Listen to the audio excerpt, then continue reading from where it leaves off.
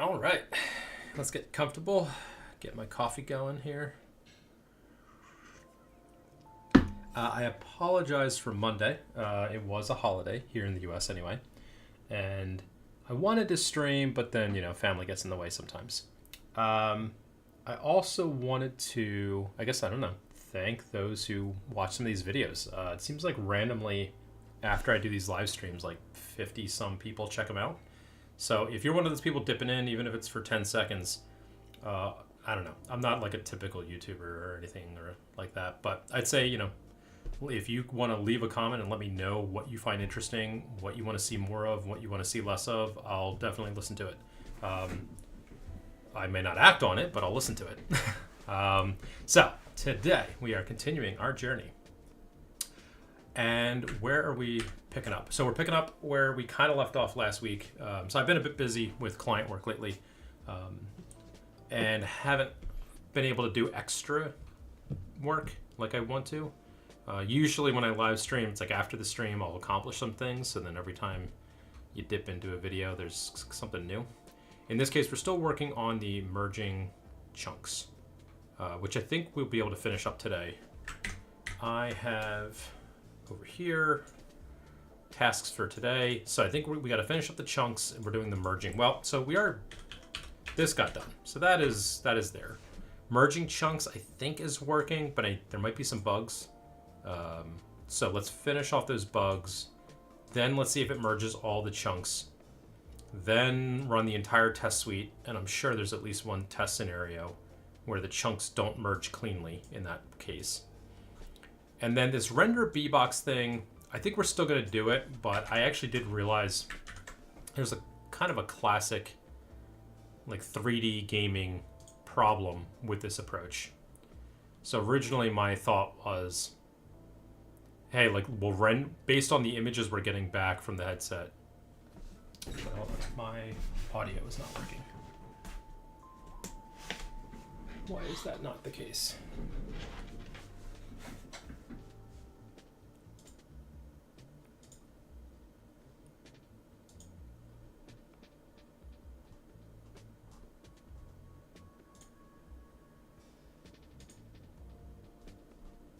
Hold on.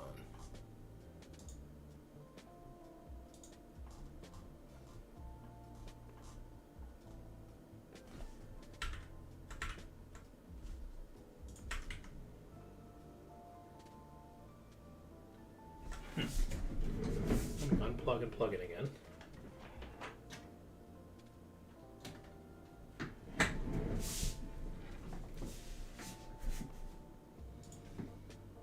Sure, go ahead.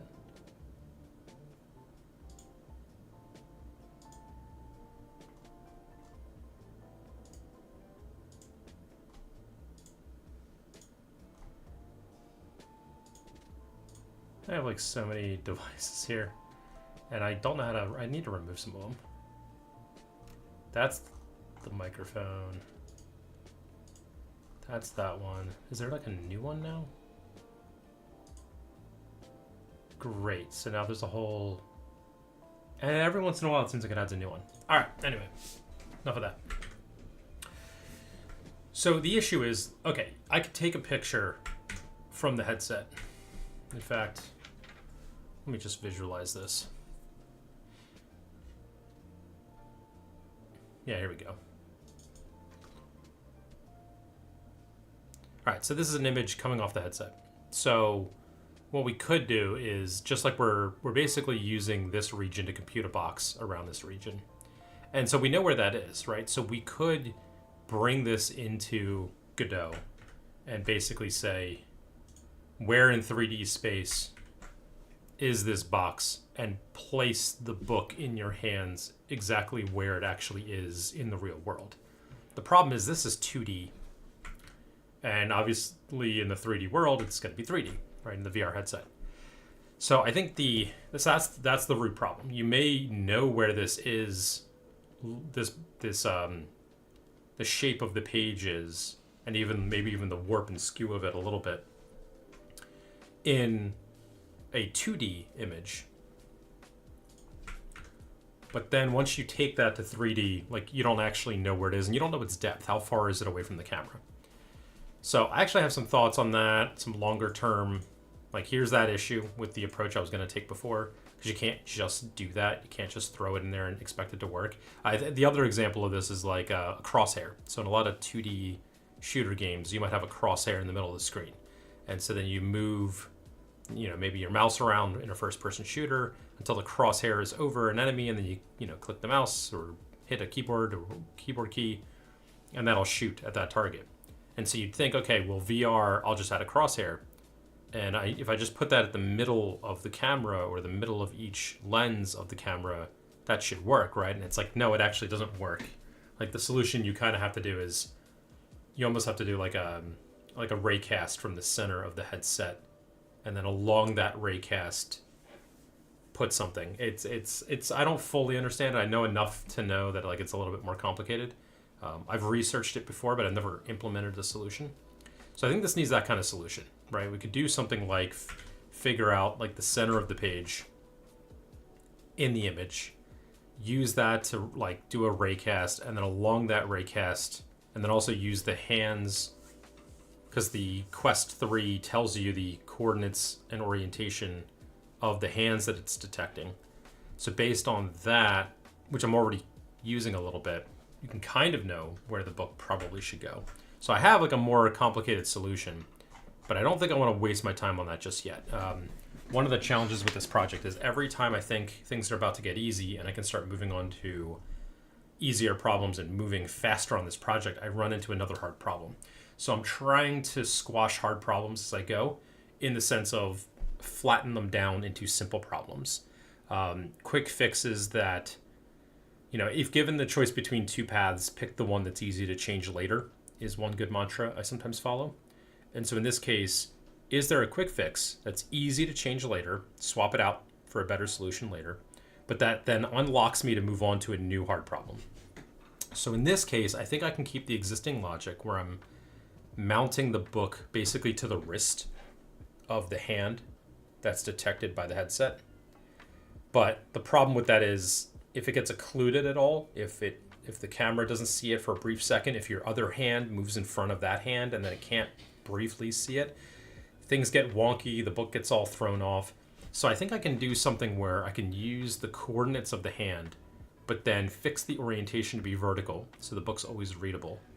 And then, do something simple there, just a little smoothing or something, so that if the hand is facing upward, you've got a readable book in front of you.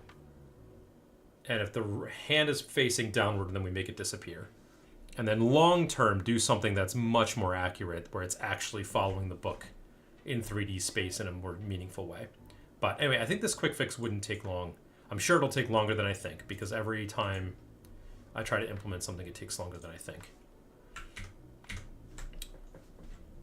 So I do still want to do this, but the quick fix version. And then there are some bugs like title pages don't OCR. I think I know what the issue is there. So there are some bugs like that I want to investigate, which is this bug here.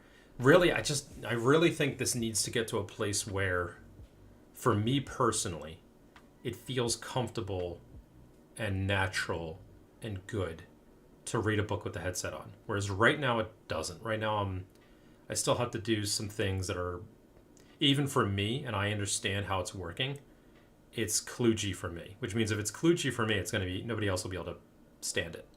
So I at least need it to work for me. That's like the first barrier. Once I get it working for myself, and I feel comfortable reading books with it on, with the headset on, then I can start doing deeper testing, right? Where I'm like sitting in a chair, not on this stream, but I could, I could do a book reading stream and read a book and flip through pages and kind of do some deeper testing, and then with that actually then get into some of the environmental stuff, changing sound and changing scene based on the content of the book, which is the whole point of all this. So I need to, I think this, improve feedback on detection, let's get page 2 in there, page flipping transition. Like there's a couple of things here that all need to get done before I can do that. So unfortunately, all that's taking longer than I would have liked. I thought by now I would have moved on to, even like a month ago or so, I would have thought by now I would have moved on to scene and sound. But okay, let's get moving. Enough chatter. Let's get building. I am excited for Silksong. I haven't played a game lately, actually. Let's do that. I haven't updated much else in here. What am I building? Okay, so the goals, that's good. What am I building? Possible experiments. Other things I could stream. But I haven't. I've been too busy with client work and this VR app. I really want to do this VR app to at least get to like a proper alpha MVP stage. Current game. I'm gonna say Silksong. Because I haven't played a video game in a couple months. So I think it's gonna be Silksong.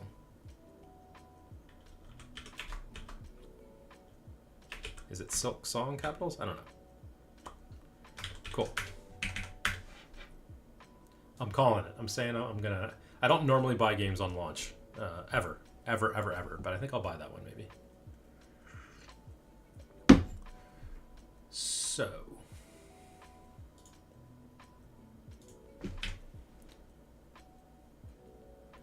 So this is the test suite.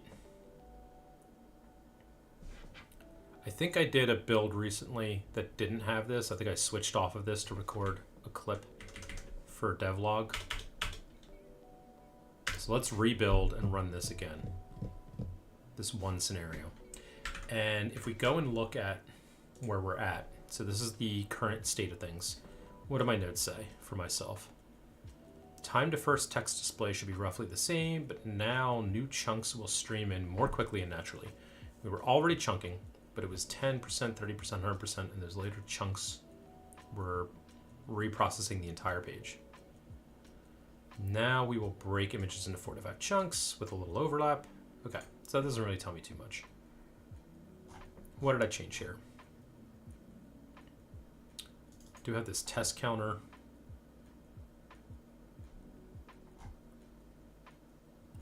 So adding a line, we have our offset.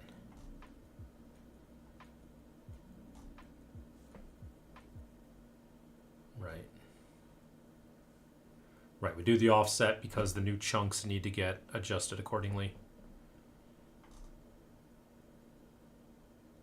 New paragraph. I think I did this for debugging purposes. Yeah, because I was having some issues where it was off by a little bit. Yeah, we still have this problem. So it's not supposed to do that. There's not supposed to be a gap there.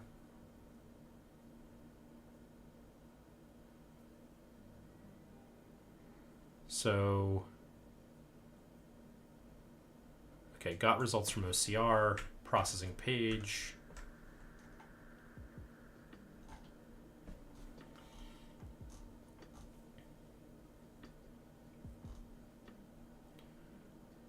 Yeah, now we're using the test counter to write multiple files, right? Because unlike before, where that didn't matter, now it does. Because we now have multiple files here. And these should overlap well, right? So what we should be seeing is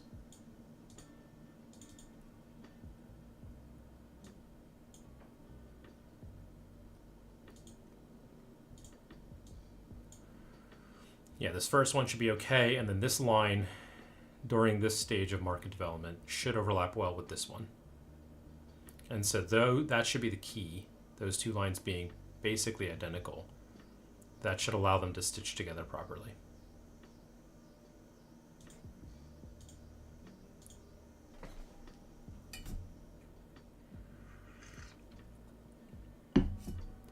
So when we first do it, so chunk 0, we do it fine. And we end up with this chunk here. Then when we do it again, Yeah, maybe we just have an off by 1 error. Maybe we're applying an extra round of insert. Let me finish skimming my own code. So on text scan, fine. We write that file, processing new chunk. Right. If chunk's greater than 0, then we go and get the existing chunk. Otherwise, we start a new page. And we say yes to appending lines. If we get a score, like it's a decent line, the line's not garbage. This is of course bad. This is not a good. This score is terrible. It's not a real score.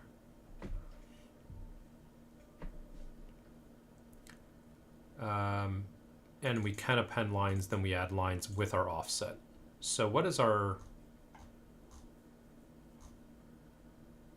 All right, and then all this is fine. I think all this works exactly as expected. We're emitting. Yeah, all this is good.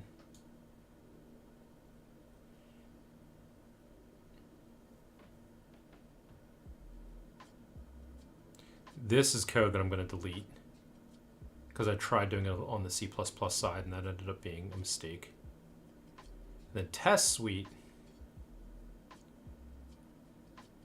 Right, for now, we don't run the next test. Because we have to handle multiple chunks. All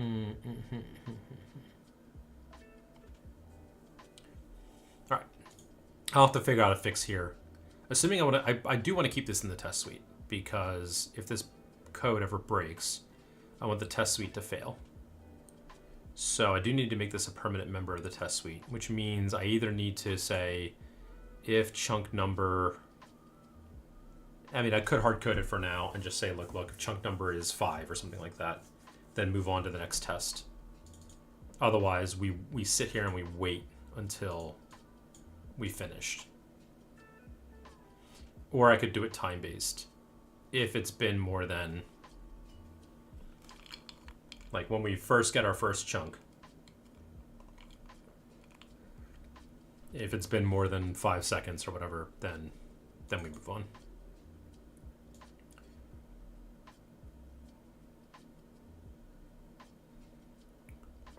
So our current issue is, yeah, OCR Manager. Which we're not on OCR Manager. It should be here.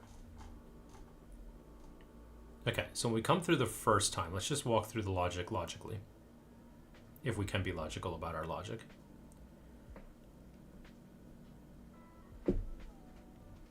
And, all right, first time through, we'll create a new one. We'll come here, we'll get a line. You know, they have good scores. The first time through, this will be false.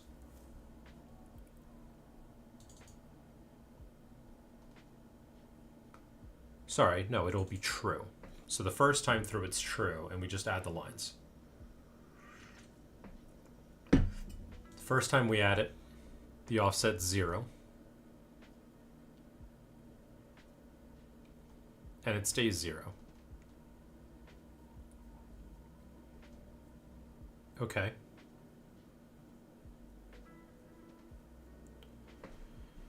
So then it's just 0. So all the first chunk, everything just gets added, loop, loop, loop, loop, and then we kick ourselves out. Nothing changes. We compute our metrics, and we're done. Second chunk comes in. We go and get the existing page. Can append lines is false. And, you know, offset is still 0. I mean, it gets reset back to 0 from 0. We come through. This is not true. So we take the first line, the first decent line, because there might be garbage at the top. So if there's garbage at the top, we ignore it, because that could be. There could be some cutoff garbage. So it's, you know, potentially... Let's look here. Like presumably this OCR is here, but this is garbage, so we throw it away. So this is the first good line. Again, I'll have to fix this to be a better score, because right now, like, I could definitely see edge cases where something sneaks through, but it's garbage. So we find a matching line in the current page. If it matches, if we find a match, I mean, if we never find a match, then we just keep looping and we end up appending nothing. The whole chunk gets ignored, which would be tragic. But assuming we find a match, now we set true. Matching line index.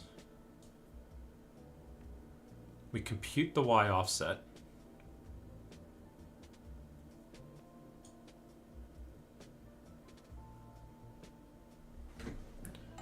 And then we destroy lines. We delete them. What's interesting is we don't append the line.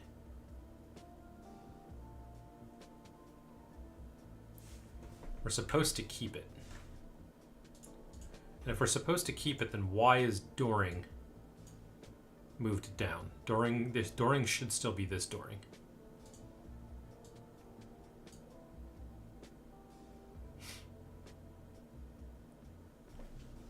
What happens if I hate this happened the other day too, where normally things are going to be either 0 or +1 oftentimes when you're looping.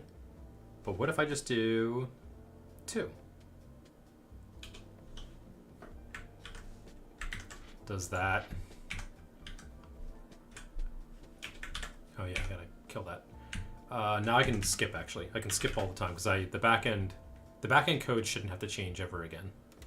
For a while anyway, for now. So if I do that,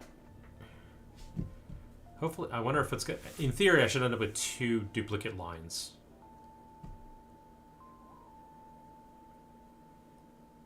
Okay, so Dorian came back, again, off by 1 for some reason. Like, why is it 2? It shouldn't be 2.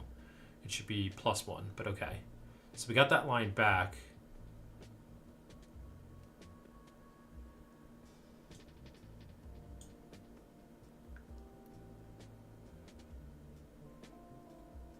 This should be thrown away, because it should be like the Doring is the line that matched, right?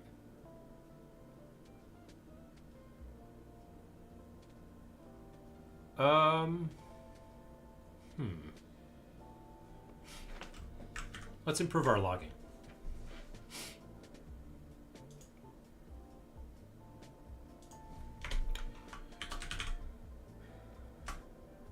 GameState.log. Matching line was, and we could do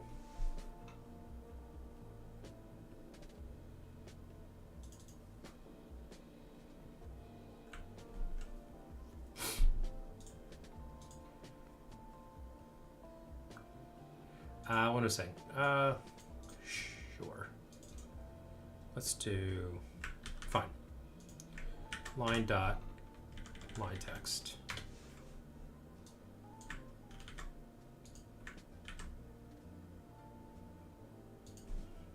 We'll say new matching line and then old matching line. Just because I want to make sure that these align. Like they're actually correct. Oh, actually, current page dot lines, and then we'll do the index for that dot line text. Close it. So what I should see is those 2 lines are identical. And if they're not, then maybe, again, maybe we're just like the index is off by 1. Maybe I have another off by 1 issue.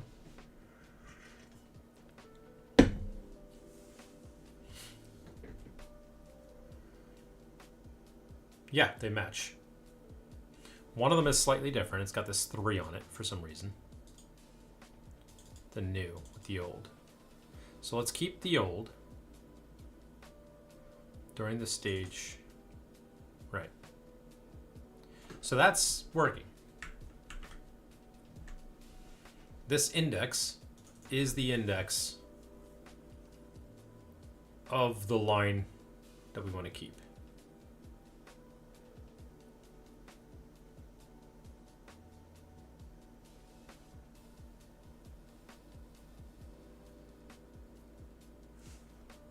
Fair enough.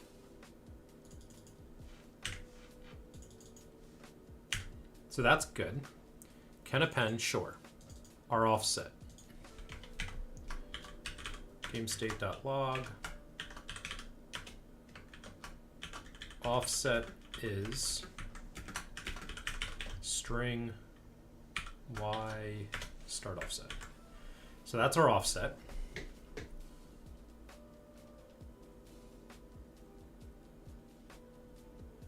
This is insane to me that it's +2, because I literally just confirmed that. I mean, it shouldn't even be +2. It should be you know what? I might actually be able to use breakpoints finally. Breakpoints in Godot really annoy me. They don't do what I expect them to.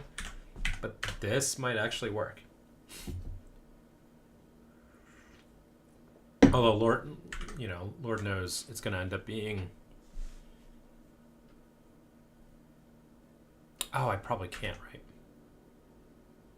No, I can't. It's not going to hit a breakpoint. Ugh. Because of the way I'm running it.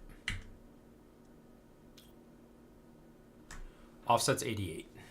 That seems like a lot. 88.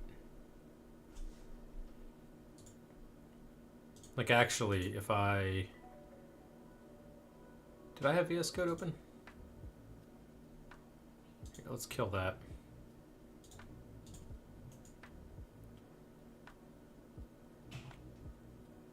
Yeah, let's open with code.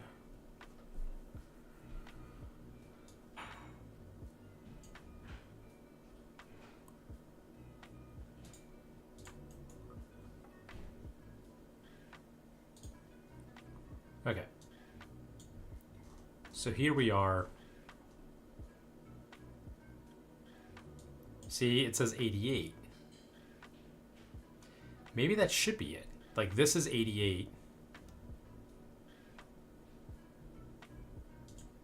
Which means the next line. So we should be skipping this. Because this is at, well, it says 0. So this should be 88 plus 47.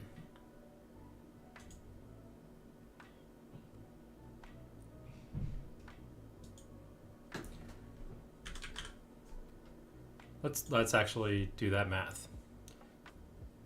So if it's just coming back with 88,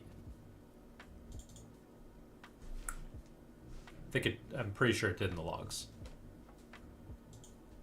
And this is the next line. 88 plus 47. So it's saying this 47 should be a 135.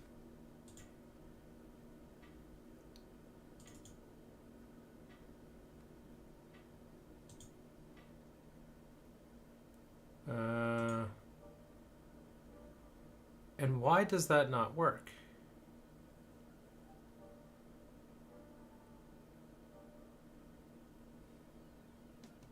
It's off by 10. But is off by 10 even a problem? Because if we look at this,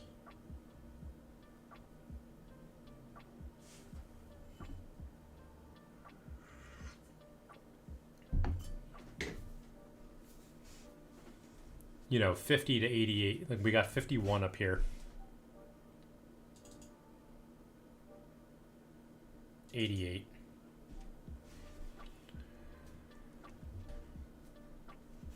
So it should just be 30, 37. Oh. If it was 37 and No. 88 is the offset. We're saying 88 is where we start at. But no, yeah, 37 instead of 47. 88 is the...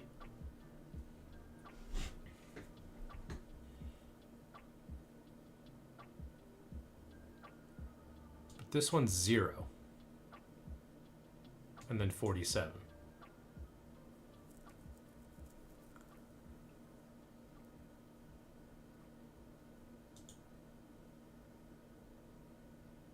Is to create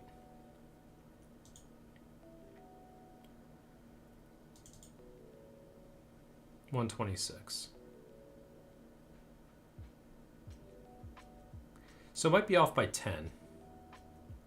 But that should be within the margin of error anyway, because this is 37. So being off by 10,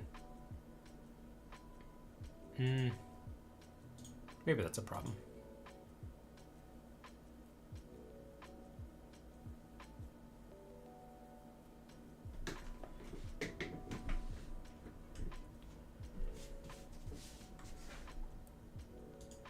I wonder.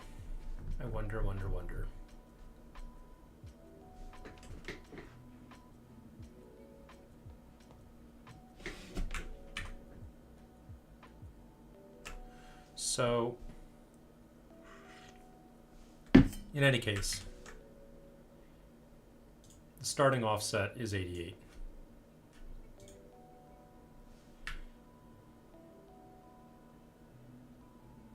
And then we immediately say,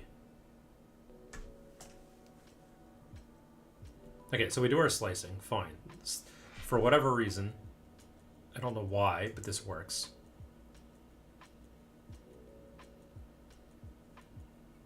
Even though it shouldn't.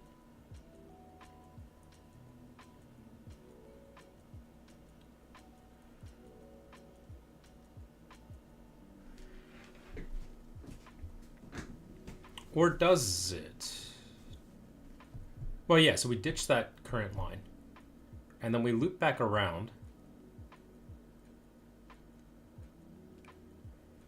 And we start adding new lines, because we can. And when we add a line,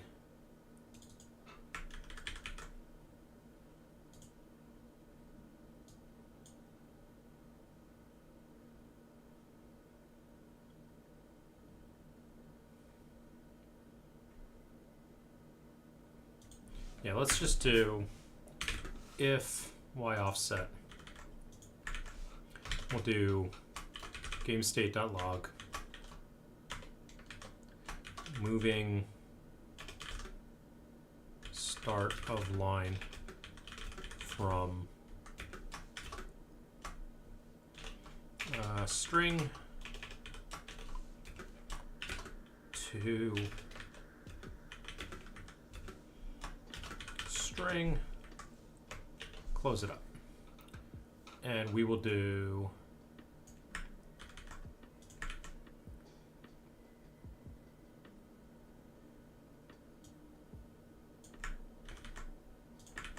there. Really? You're not going to like that? Oh, fine. We're not doing assignment. We're not going to do assignment inside of our string building. That could be a problem. Yeah, so we'll just add those values. We already know what our offset is, so this will at least tell us.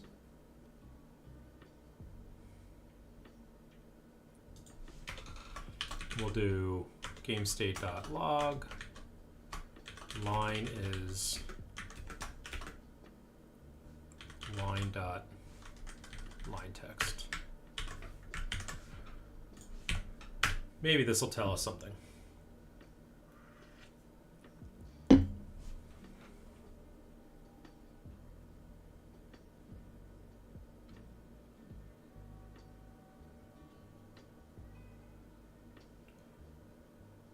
Cool. So first chunk processed just fine. Second chunk offsets 88. That seems right. Line is Oh, interesting.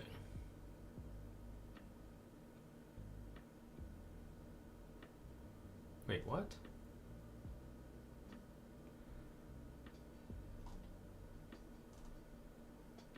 This is the old line that shouldn't exist anymore.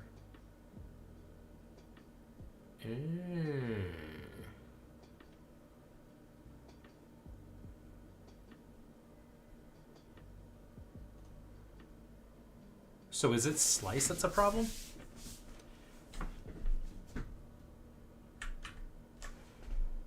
That'll be fun. Okay. Oh, and then this is the new paragraph stuff here, because this is compute metrics. Right. Again, times 1.6. So it's got to be off by quite a bit to be a new paragraph. Interesting. This is such a fun mystery. Okay. I really got to get rid of the underscore log. It shouldn't be underscore. That would be private, and I'm clearly using it everywhere, so it should just be gamestate.log. And ideally, maybe I should just create a logger at the top of the file. Can I do that? That would be nice. Let's just do at onReady log. Yeah, let's call it a string for the moment. Equals gamestate dot log.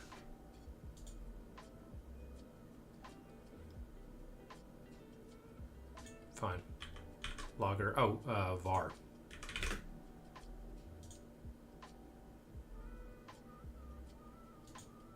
Huh?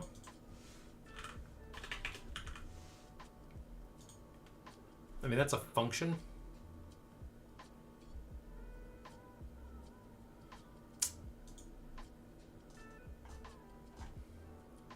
Can you make it a function?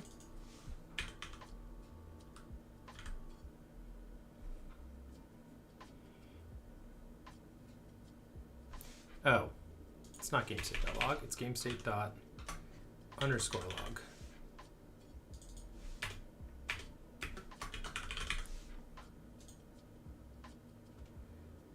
Callable. It's a callable. Right, yeah. Okay. We'll make it a callable. And we'll call it just log. Nice. Okay, this might work. This might be a little bit nicer. I hate doing the whole gamestate dot. Right. Now we should just be able to call log. Invalid argument for log. Function argument should be float, but is string.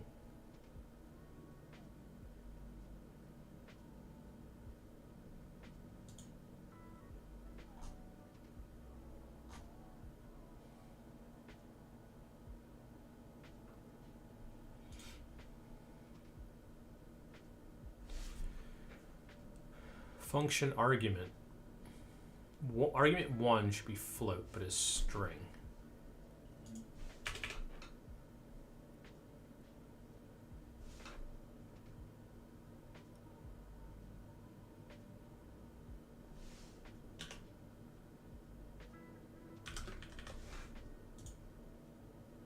Huh? Let's call it logs. Let's do that. Just in case there's some name clashing.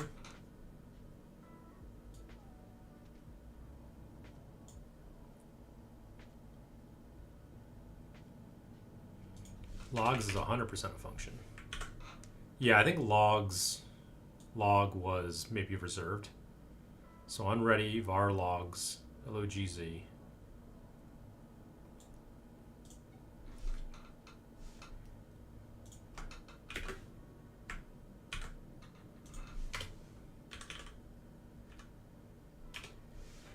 Interesting that this is a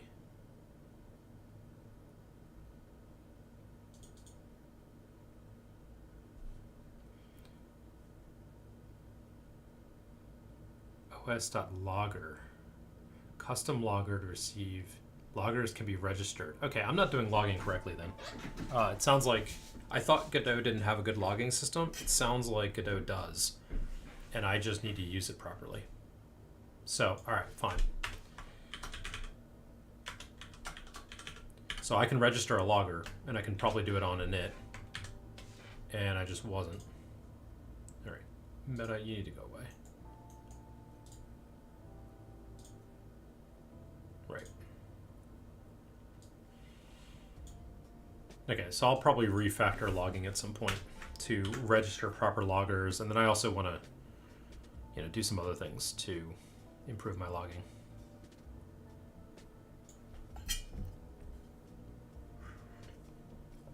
All right, so what do we have here? We've got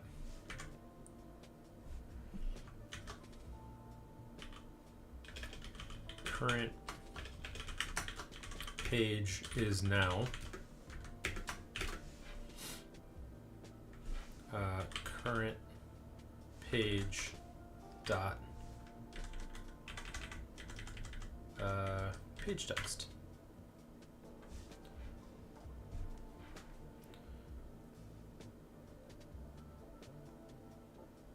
So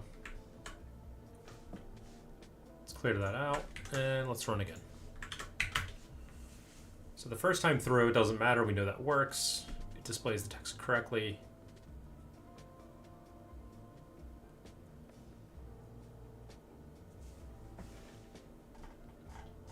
Yeah, so first time through, we're good. Current page is now chasm during. Oh, so maybe it is off by. Okay, let's assume.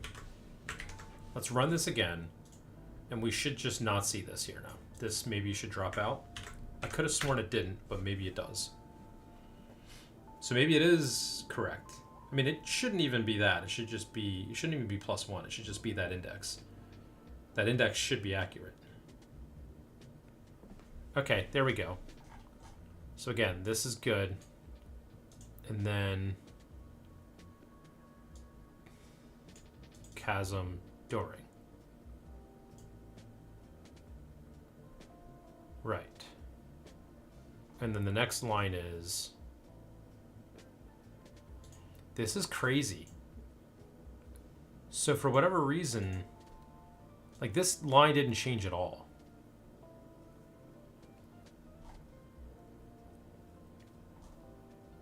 Yet for some reason, it's now saying that it's a new paragraph when it's just not.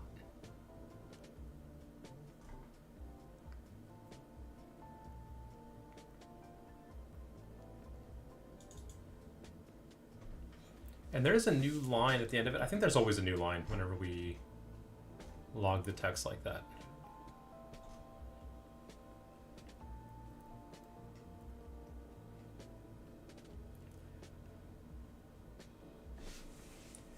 So funny. So I think that's fine. I think actually this is not a problem, because we're not getting a new paragraph here.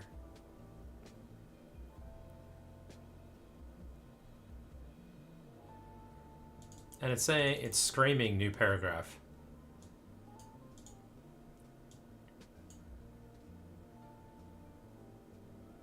Even though it didn't change at all, right?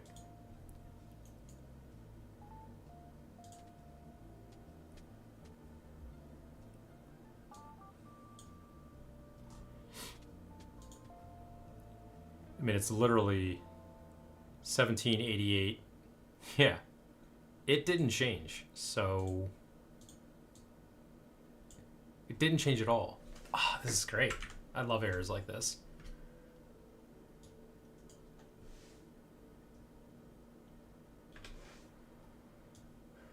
And the issue is not with the offset. There's no problem at all. Not all this works as expected, it seems.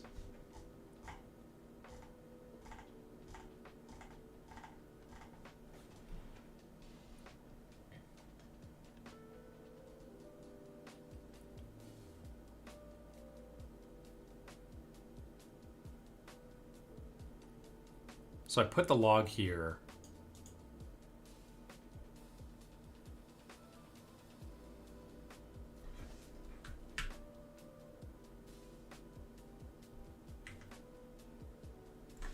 because this is the moment where we decide that it's a problem. Oh, during chasm beach. Oh no, yeah, chasm during beach. It's saying it's a new paragraph because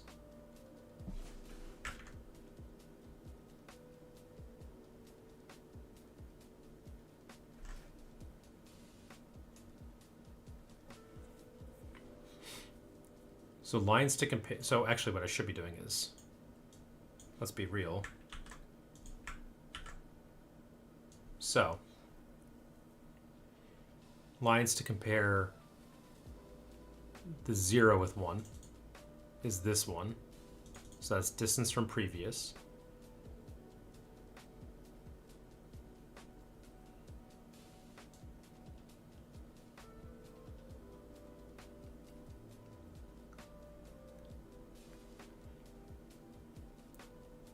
And then distance to next is 1 here.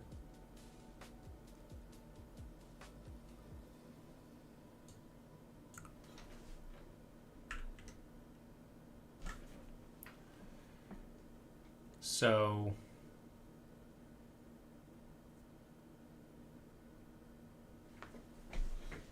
again, we're going from 51 to 88.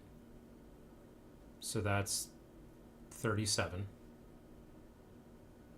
And this is saying 37 is greater than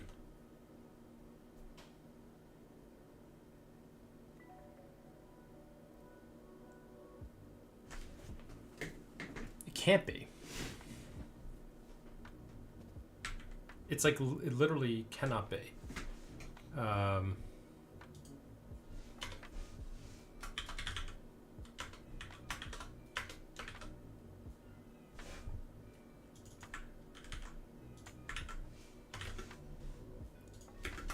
But yeah, I mean, this is gonna be fun.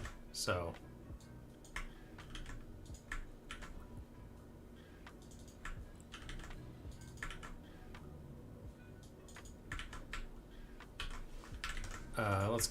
Let's see it.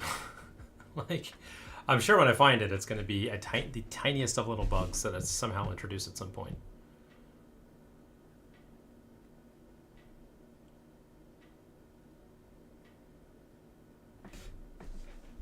By the way, like, yeah, none of this should matter.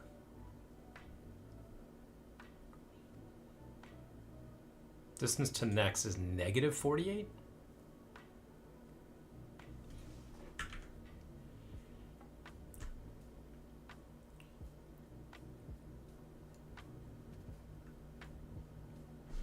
Distance from previous should be the current line, which is 88, minus 51.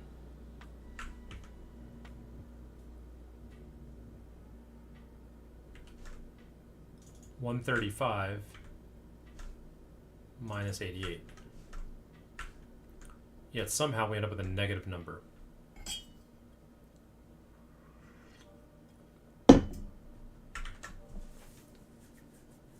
Okay, that's fun. So why is that negative?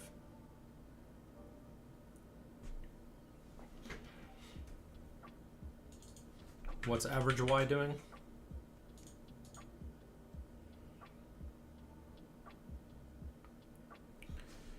So the line word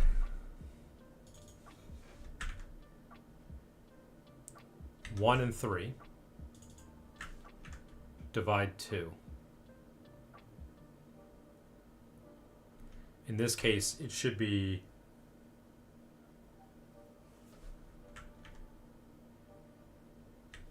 the average of those two numbers to get the midpoint. Basically, we're getting the midpoint between 135 and, right?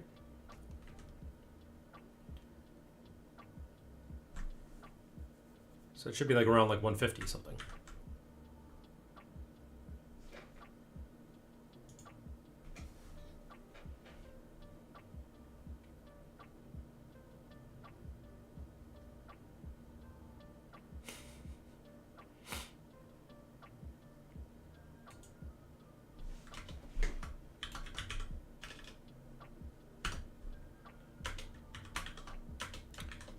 Okay.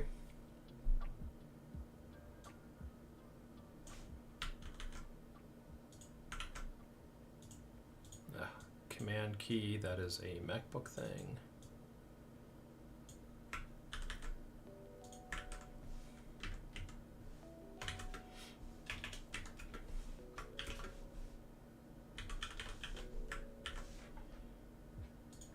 And then we'll do game state log.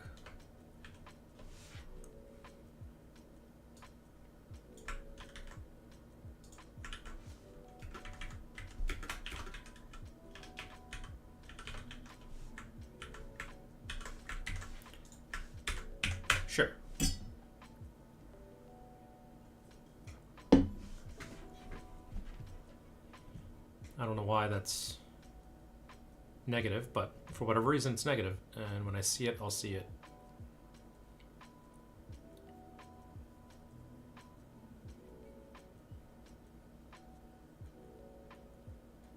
$73. Huh.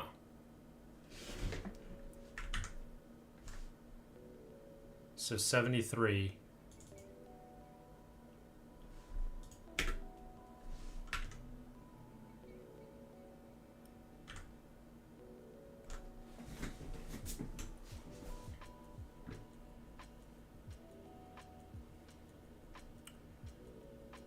And we have lines to compare, right?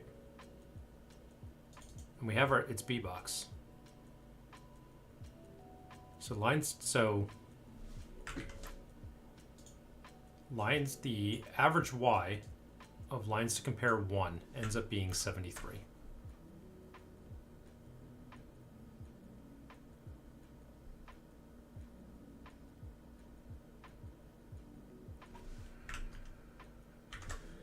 And lines to compare 1, B-box,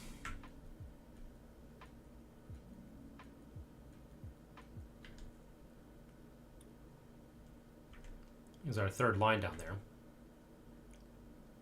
So it's saying the average Y of this is 71. So that is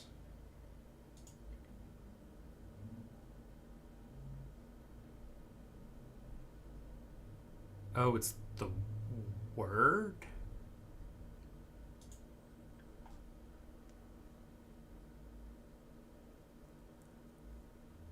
What if we just did the lines B-box? Let's use the whole line. Maybe that'll help. Instead of the first word only. Because this is going to get the min-max Y's for the entire line instead of just going off the first word. So if I do that, is that just going to magically fix it? So for whatever reason, that initial word, which I wasn't logging there, that initial word has like a weird B-box. Especially if that initial word, if it detects a single character or some stupidity. And there we go. Chasm during. We ditch this line. Then we have this line. That fixed it.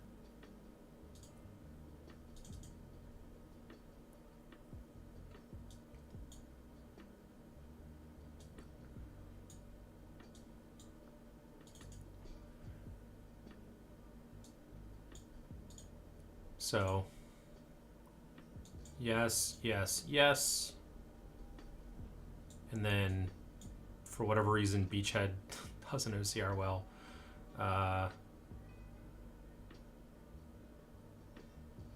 Test customer, gain access.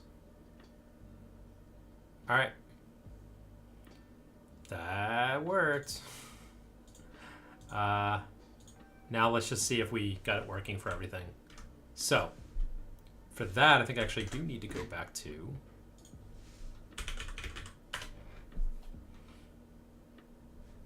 coding on everything.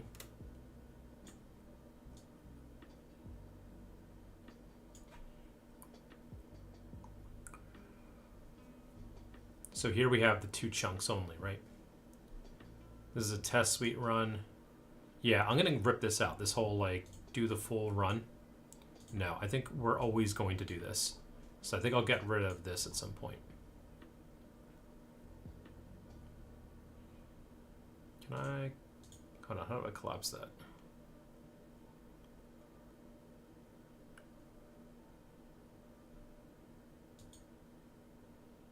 I didn't want to do that. That's annoying.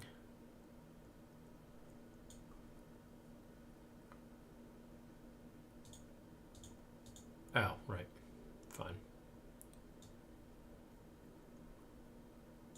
Here we are. Drag that over and let's put it there. Cool. So we do first chunk, second chunk. We're not going to merge anymore, but we will keep doing chunks.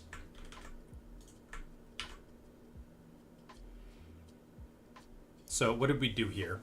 We ended up being the previous chunk minus 7. So 0.25 minus 7 is still going to be 18. So we'll go from 18 to 20, like we're doing, yeah, 15, 25. So it should just be 10 more. Yeah. So we should be 8 to 18. 25 to 35. That's, you know what? Let's go crazy. Let's make some bad decisions. And,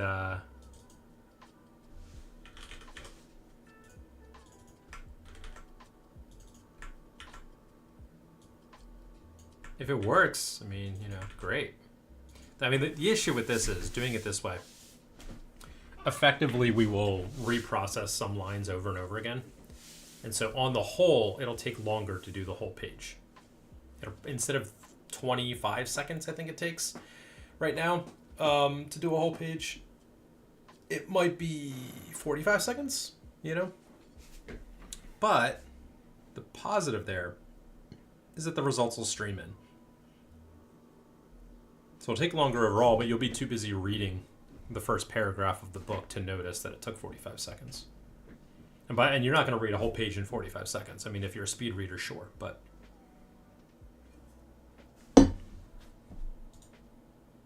Chunk count 2. Again, I want to convert this into a loop. So if this works, this third one works, I'll refactor this into a proper loop, is what we'll do. So let's rerun again, and this time we're not going to skip. We'll just run like that.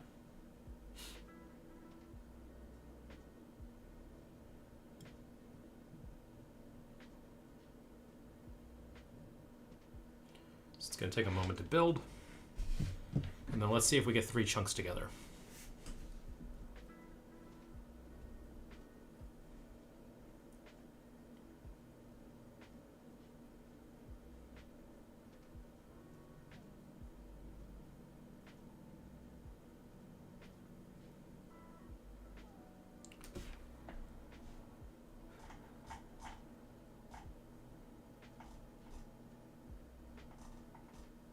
Yeah, so during the gain us access folder. Let me do it this way. So the last chunk, chunk 3, gain us access reference completely ensure. Yeah. That seems right. All right, so I could take it slow. I don't want to move slow, I want to move fast. So let's get it so it does the whole page. Let me rip out some of the logs because they're going to be distracting now. For this, actually, can I do, just in case I need this, I hate that autocomplete. Fine.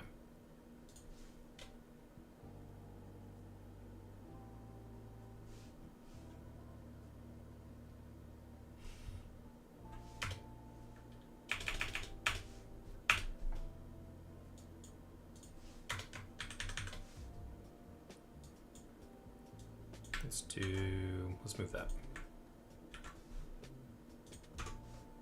There we go. Okay.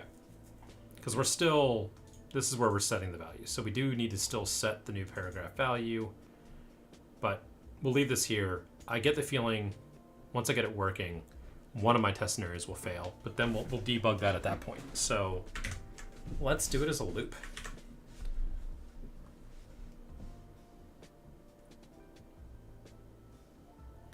Yeah. Let me do a checkpoint though. Git add bin, git add source, git add OCR manager. And then works for 3 chunks of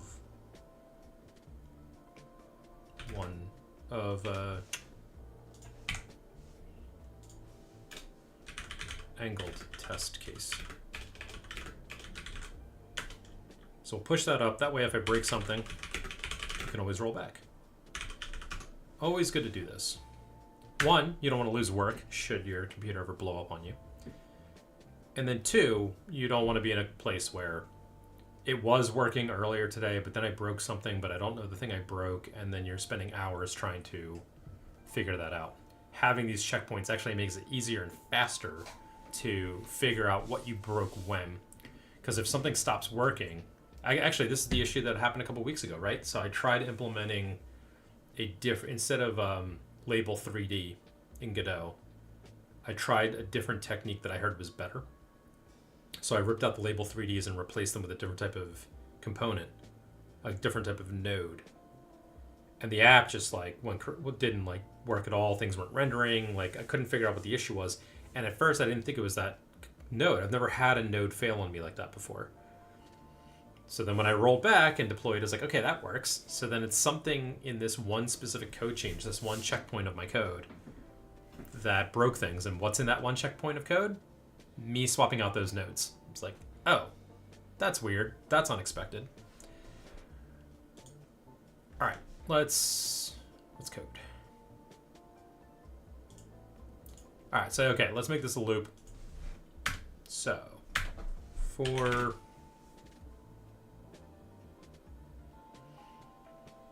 do a for loop here.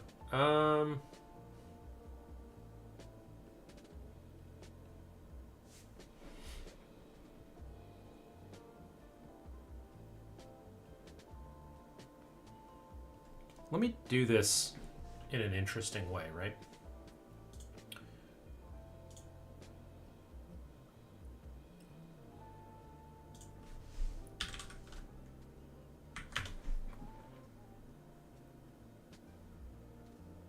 Yes, yes, yes.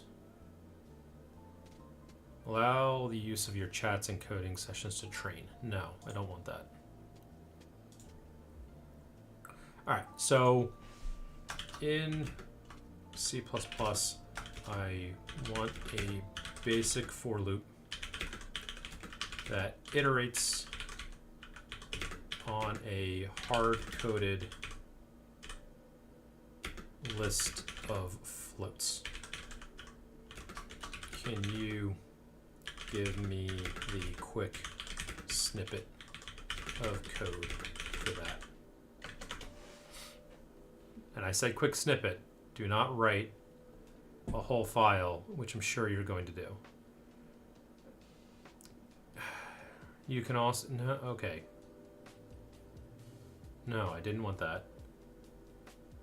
Oh, right. Range-based for loops. Yes, I do have that.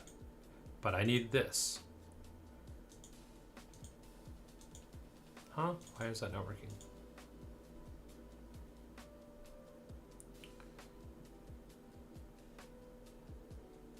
All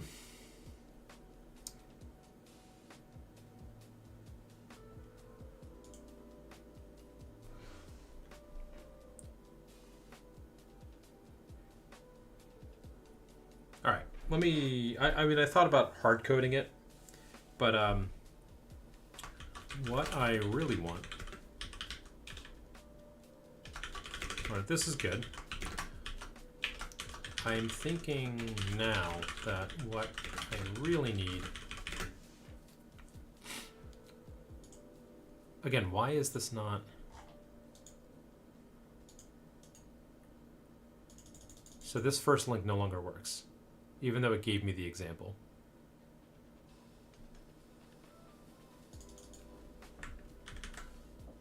What's up, Claude? Why are you broken?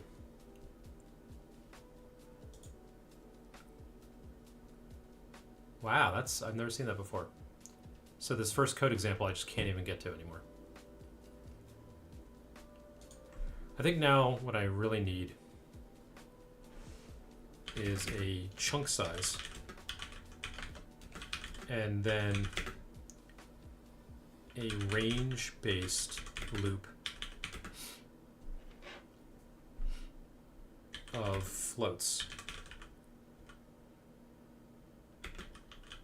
where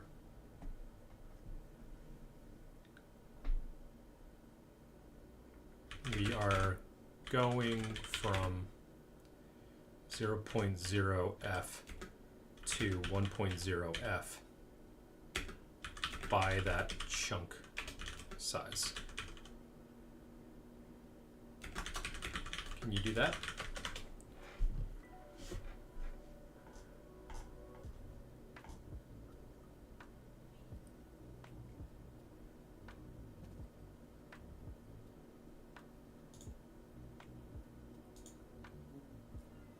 What the actual hell?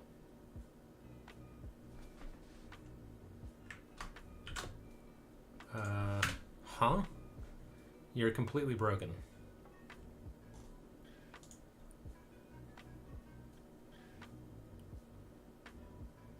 This isn't the AI's fault. This is like they broke something in their UI.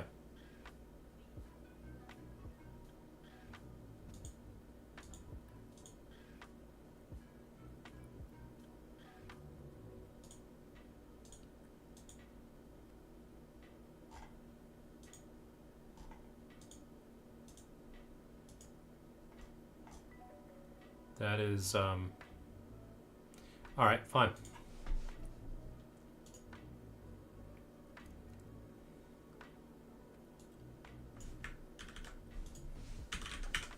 Fine, ChatGPT, let's do that. Okay,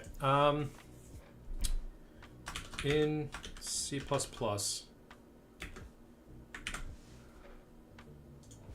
I need a chunk size and then range-based loop for floats where we're going from... Can you do that? Let's see. Let's see what it says.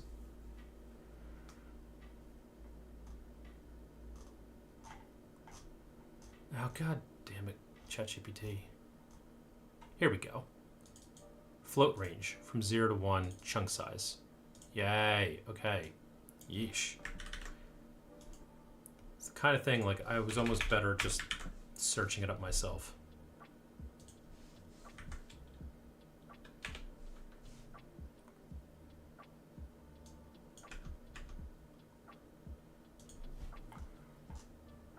So I'm going to get rid of this if check here, because we're eventually going to rip this out. For now, I'll just keep it as is, but we're going to end up pulling it out a level higher. Float range. What is float range? Class float range. Oh, you're creating a whole... You have to do that?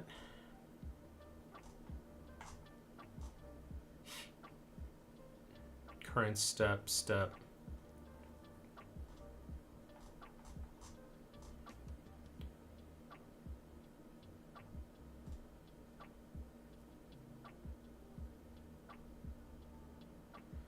Yes, please. Yes, please. I'm not sure what C++ am I on. I think I might not be on that. Let me try it, though. Yes, please.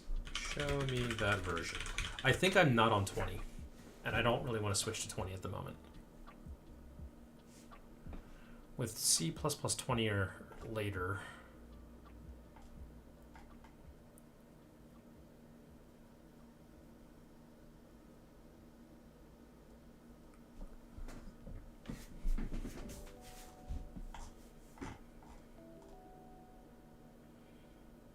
Start and step size. Compute how many steps we need.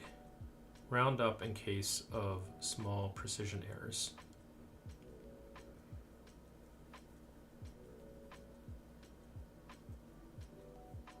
I don't need to round up.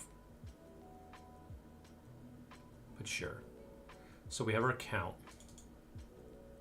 Float range is from 0 to count. Transform. This just seems too complicated.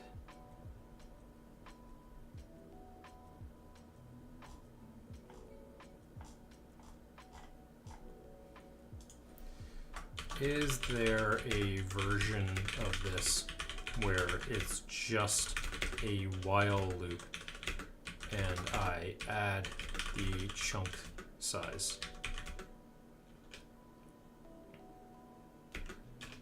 We then break when we have hit or exceeded the target. Note, I plan to be precise with these chunk sizes. So no need to worry about odd sizes when we hit the target, where we exceed the target.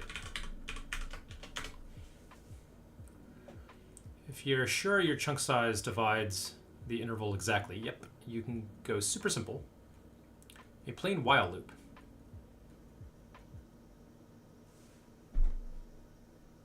Yeah. Okay, fine. So stupid.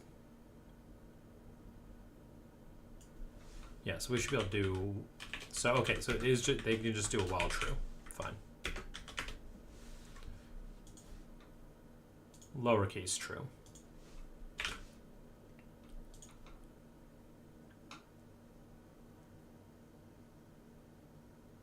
Fine. And then we'll do... Yeah, see, why create a whole... Hilarious to me that it wanted me to create a whole class just to handle this. And I'm sure, and this is like the challenge with vibe coding, is I'm sure there's plenty of people who would just be like, cool, sure, copy paste. And maybe it works, but now you've got all this extra code you have to maintain. For what? Just so you can do a float range type thing that you're never going to use? When this simple while loop, and then even the refined version, like, okay, cool, you're on the later version of C++, you can do this other thing that's also way too complicated in my mind. Whereas the simple approach is just this. But even this is more complicated than it needs to be. Because we're going to do end is 1.0f.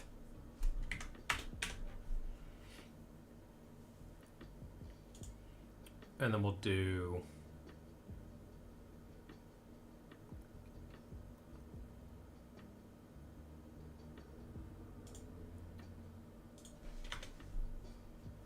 float current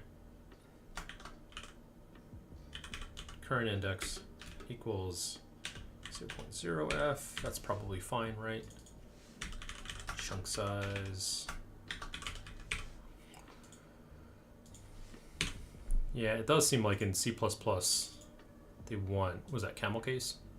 I like snake case better, but that's just the Python dev in me. I'm probably angering somebody who's watching this and knows C++ better. Yeah, so then we do... Yeah, x plus equals chunk size. X plus equals chunk size. But we got rid of x. We're doing a current index.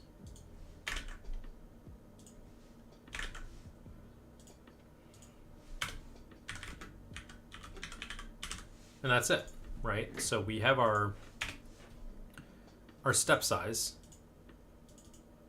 current index. So this is where we are right now.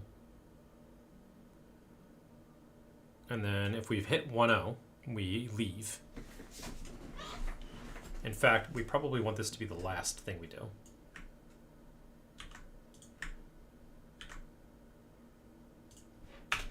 So the last chunk that we get to, and the way I'm going to do this is, yeah, we'll call it chunk start.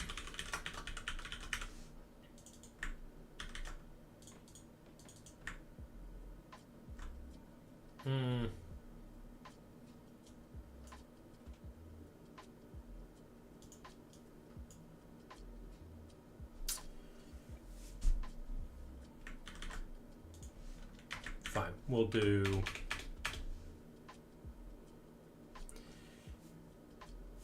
and then chunk end. Again, I'll probably tighten this up a little bit, and we're going to do plus chunk size. That should be fine, right? This'll probably, some of this will get moved into the while loop maybe. So if our chunk end is 1.0, so we do our logic.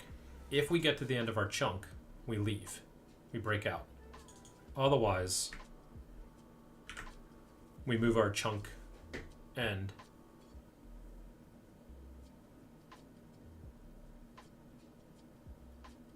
over.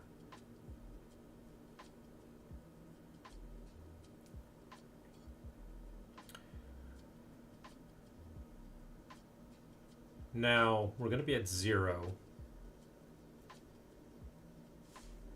So there's going to be this overlap thing. So I got to do the offset.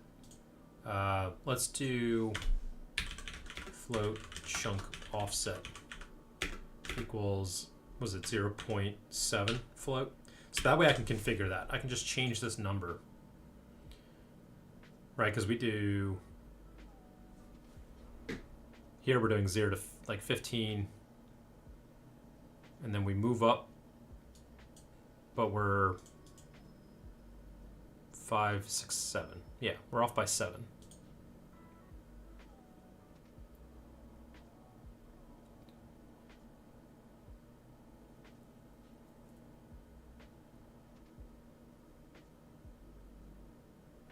So we're doing steps of 10. So our chunk size is 1, because we're going from here to here, and that's by 0.1. So we're doing 10% chunks, which means we should end up with like 10 steps, right?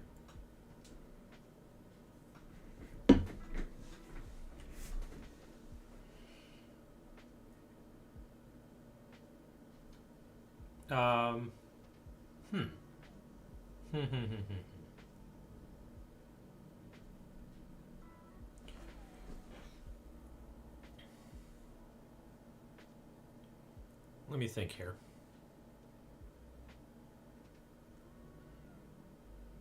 And then, oh, by the way, here's our, well, let me bring in the, I'll bring in the logic in a minute. Let me finish doing my math here.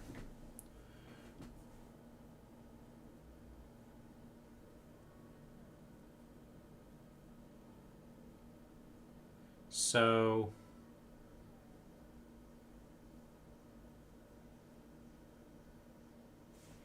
it's interesting, right? Because this one starts at 0. This first one's special, in a way, if that's true. I mean, we could do, you know, 2 different offsets maybe.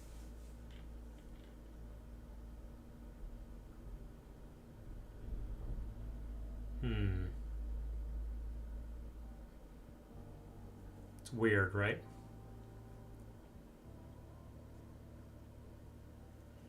How do I want to think about this?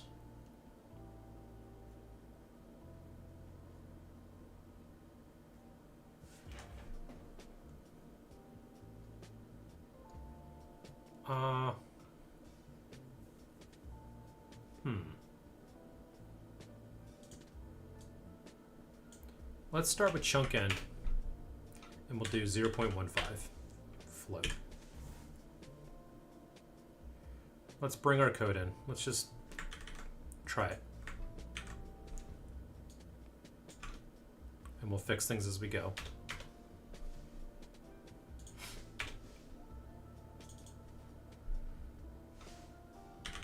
Chunk image.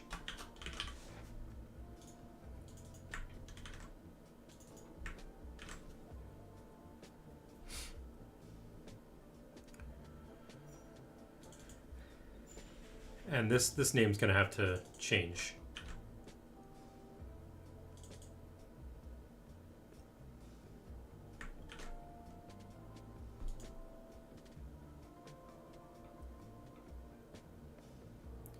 We'll do extracted text.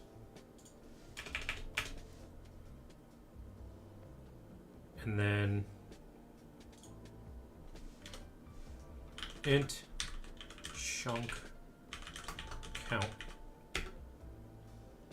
equals 0. We'll set our chunk count. And actually when we clean up, we'll do our chunk count plus equals 1. And oh, by the way, we will do plus, was it string?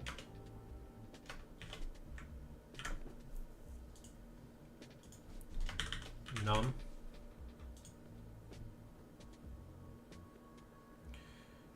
Not suitable conversion. Fine. We should be able to do string of that.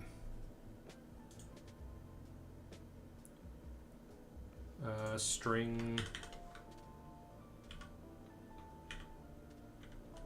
string.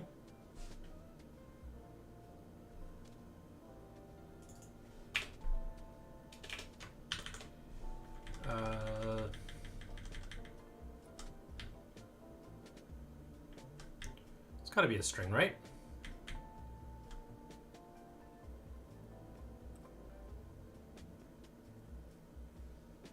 I've done this before.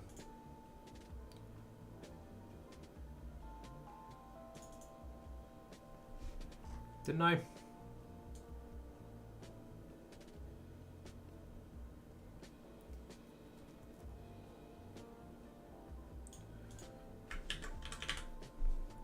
Let's look at logging. Fine.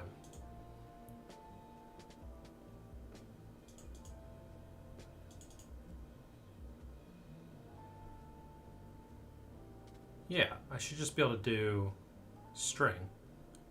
Wrap it in a string.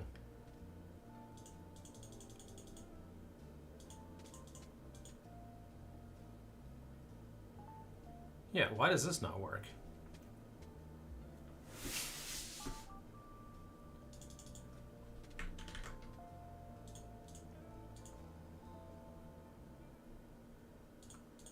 It's really annoying.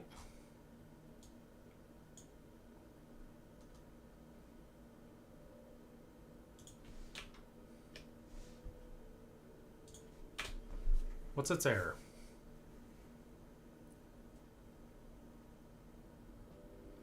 No suitable user-defined conversion from Godot string to const string.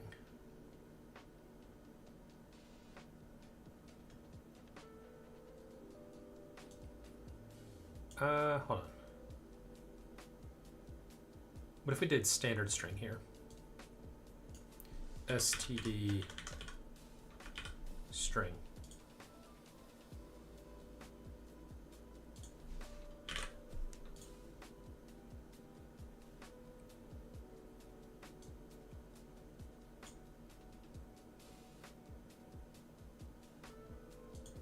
Really? Wait, hold on.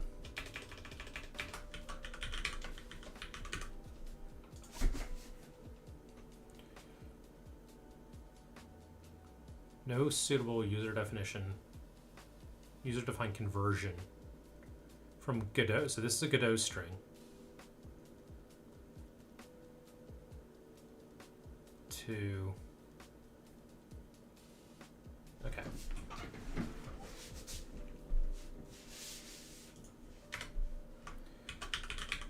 string. It's a Godot string. Foo equals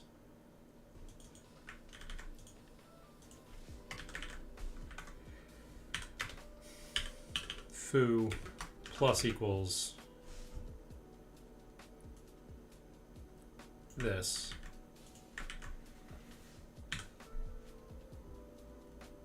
And then we just do foo, right?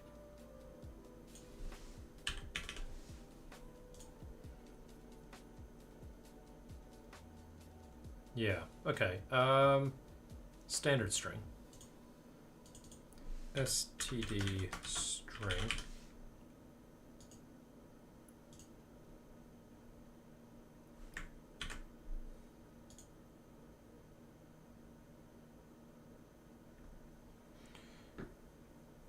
But it's not, it's a standard string, right? No, standard as lowercase string.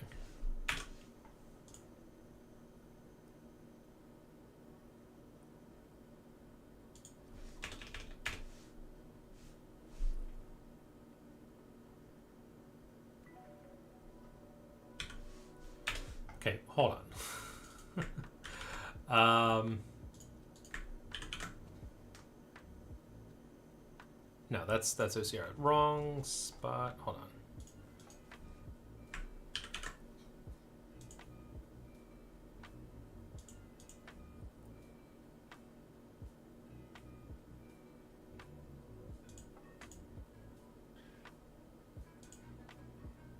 Let's see, it is a standard string right here, like that.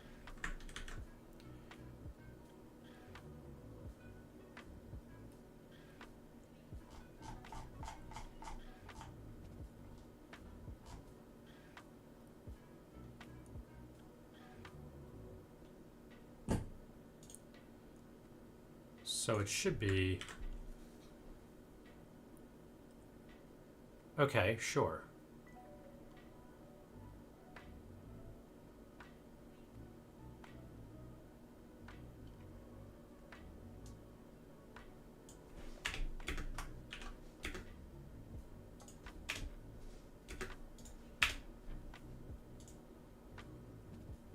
Okay, it's liking that, so why can't I do that?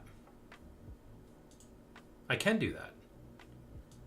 All right, maybe I just made this more complicated on myself than I thought. Although it may scream about this then. Okay. Annoying, but okay. So that's good. So we save our image. We're actually going to give it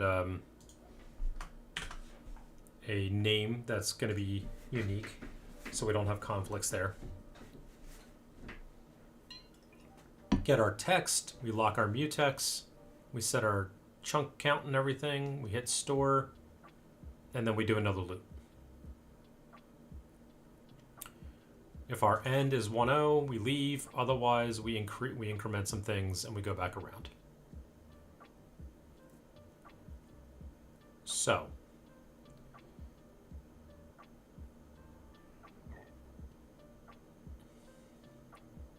if we do this like this,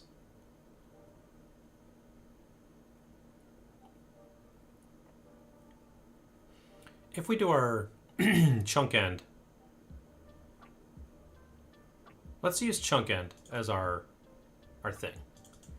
So in this case, we're going to do chunk end,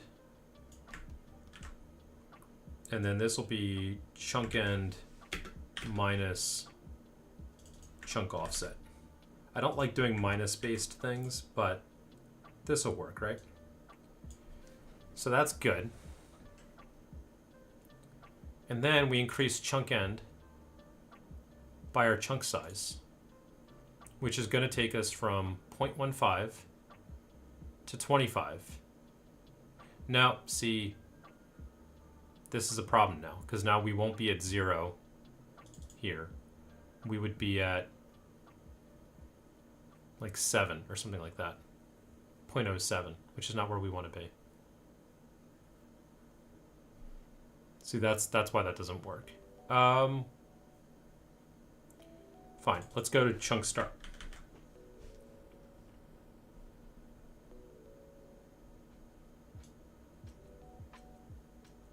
Well, we could do this.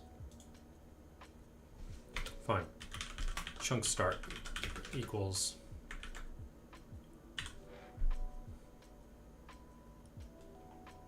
that works. And then we can do chunk start here. A little bit kludgy. But what it means is our chunk start then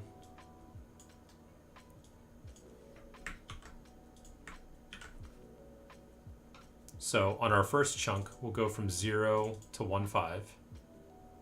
Then when we finish, we move from 1, 5 to 25. But then we changed, instead of chunk starting at 0, it's going to be the end minus our offset, which is going to go back, in this case,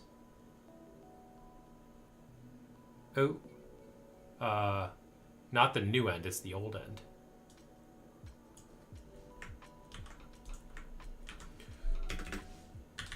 So I'll say we're going to go from 0.0f to 0.08f.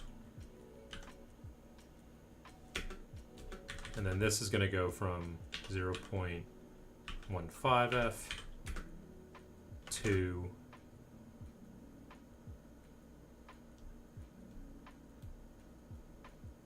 0.25f. So that'll work, right? Then the second time we come around, so chunk end is going to be 25. So then the second time we come around, the new start is going to be 25 minus the offset, which is going to be 18. And then we move ahead by 10.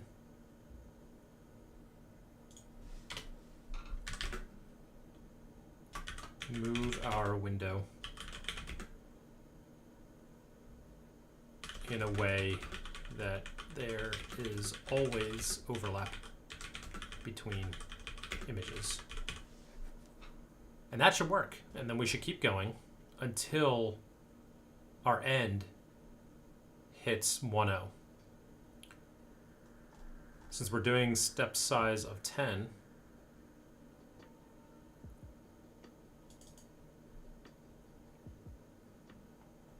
we will actually exceed 1.0.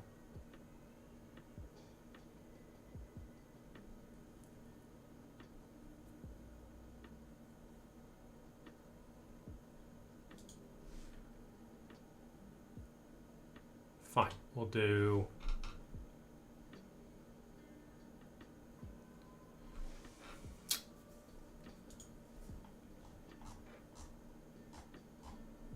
sure. Great. To be safe, can we add a simple fix to set end to 1.0f if it's greater than 1.0f?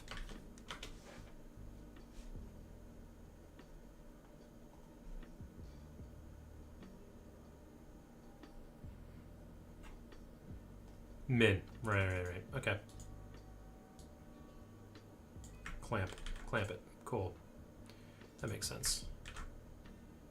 Min of there. Make sure we don't go beyond the image.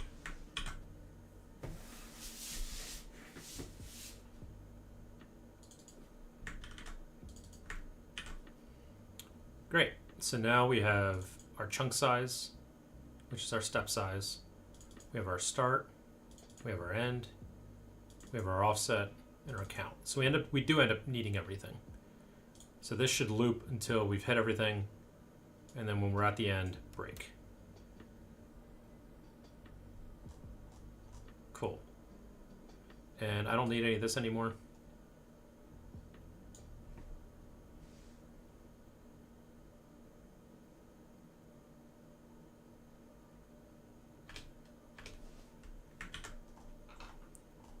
And now it should actually do the whole file.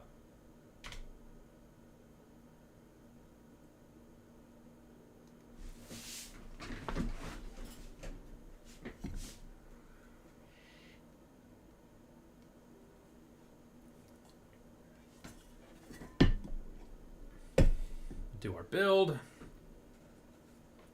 I'll finish my coffee and then switch over to water. Check in on chat. I don't think anybody's been chatty lately. Nope.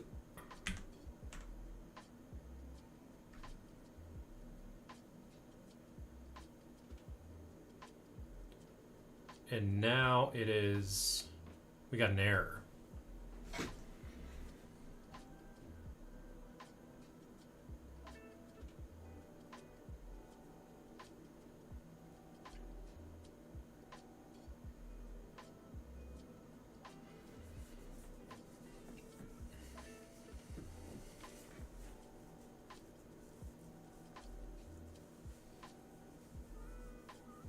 Hold on, let me see about this.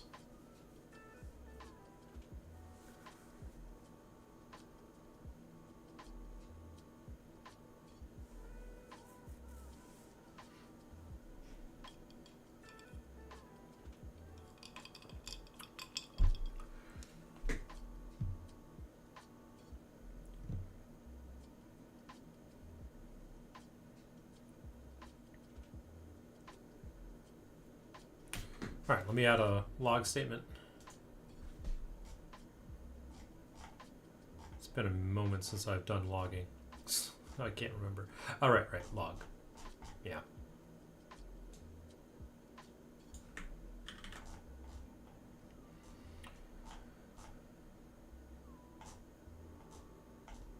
Here we are. Okay.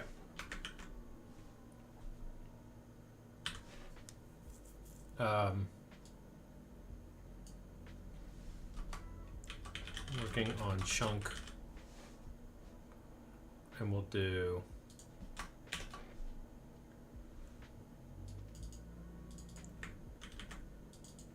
start chunk. We'll do +2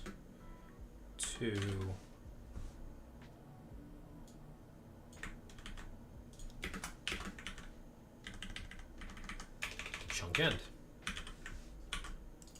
and we'll run again. So it should, the first time around, it should be 0 to 0.15. And then it should be 0.8 to 1.5. Or to 2.5, rather.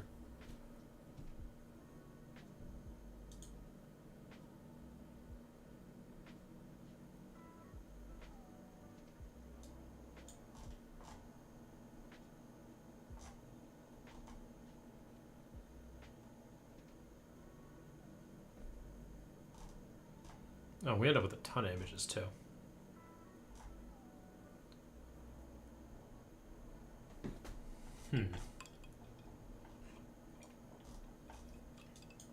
No, all this is good.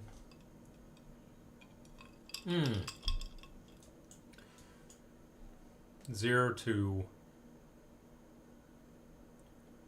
Interesting that that is that big of a number.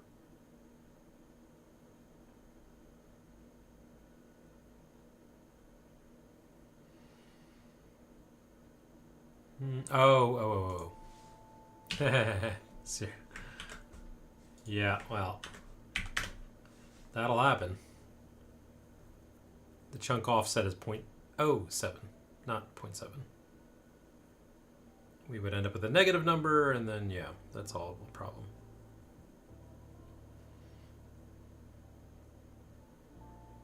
This should work now.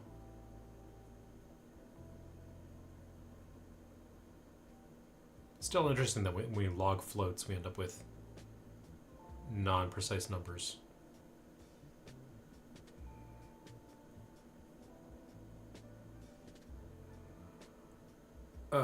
One thing I don't love.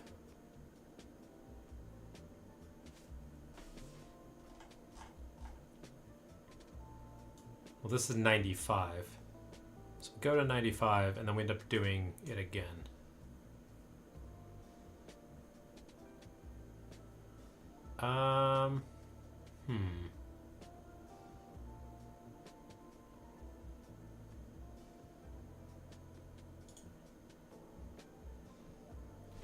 We could just do if chunk end is greater than or equal to 0.95 f, then chunk end equals 1.0. Just do that.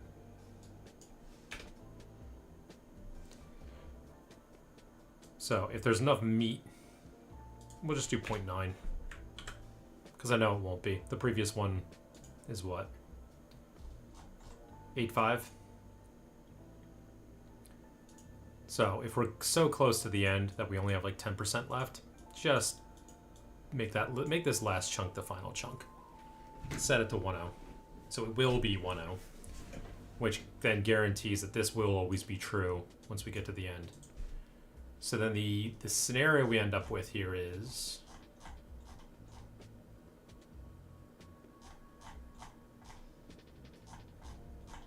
when we started, this was fine. The next chunk, wait, what?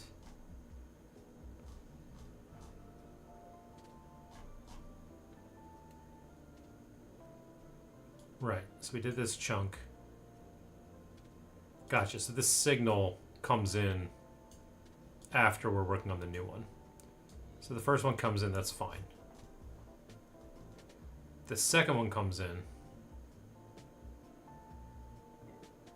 and we fail to resolve it. Chunk number -1. No.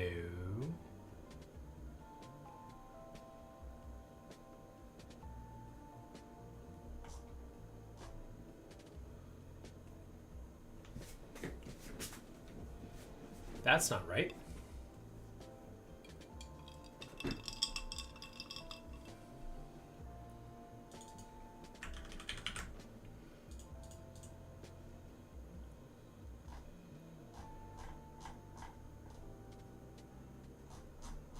Well, we're not in this scenario. So it starts with -1.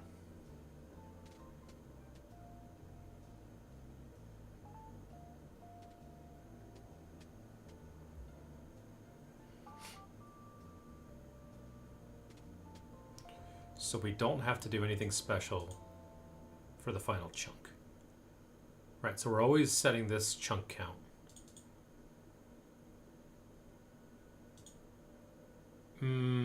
Different chunk count. Let's just call it a count. Because chunk count's actually a thing. Right, we're doing chunk count equals chunk count. That's not great. Yeah, that was bad. That's probably... Yeah, okay, that's where things are going sideways. Let's run that again. And I'll call it counter.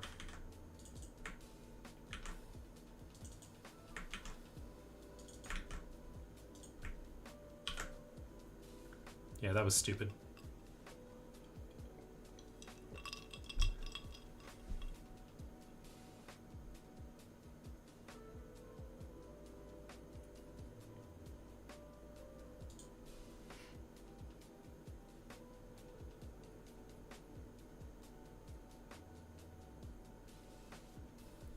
And what I should be able to do is go grab our final image, basically. Well, it's not there, right?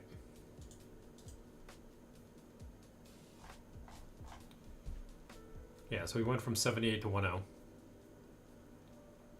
Never found a line to match. So let's see what we ended up with.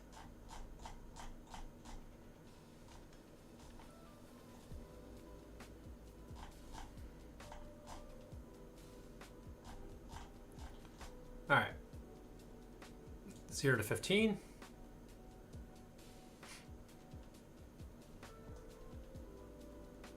Again, I don't know why there's all those zeros, but okay. First chunk's good. Actually, I can even probably put this over here to the side.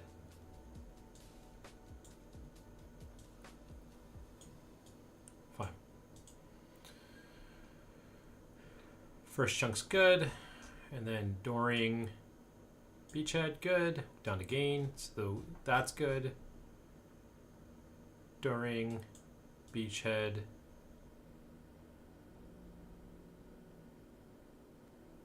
Huh? We got a log statement in here? That's funny. Never seen that.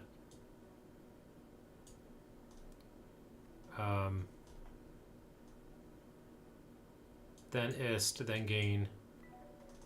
And then after gain, references there. Completely ensure. Chasm during beachhead. Tist. Gain, reference. So this one, we never found a match on 3. And then once we don't find a match, we're kind of toast at that point. Let's see. Again, hopefully this is a tiny tweak. So we're processing number 3.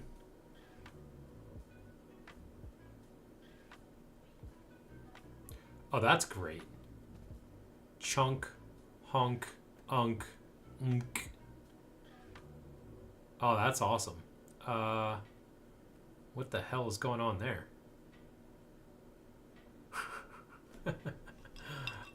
Cool, I guess.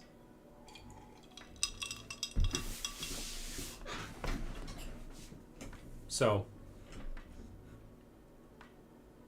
0, 1, 2, 3. This one is the one that's failing.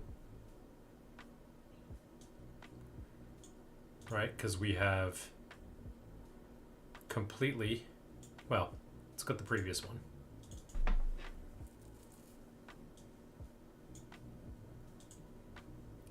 So we have completely and ensure, and we have all of ensure. So this is a good line. And then we have all of ensure. So by my logic, this should have resolved. Never found a line to match.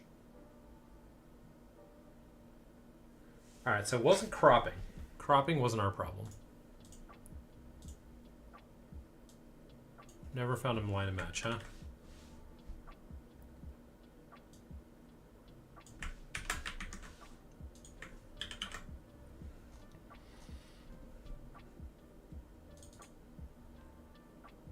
Matching line index. Ugh, the yellow is killing me. Current page. Find matching line.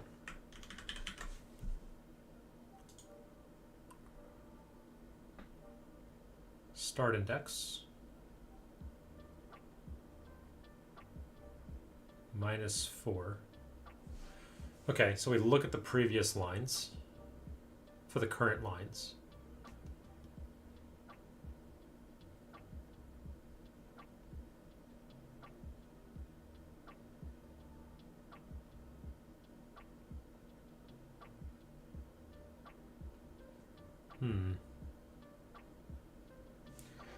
So if we didn't find a match, what I could do is say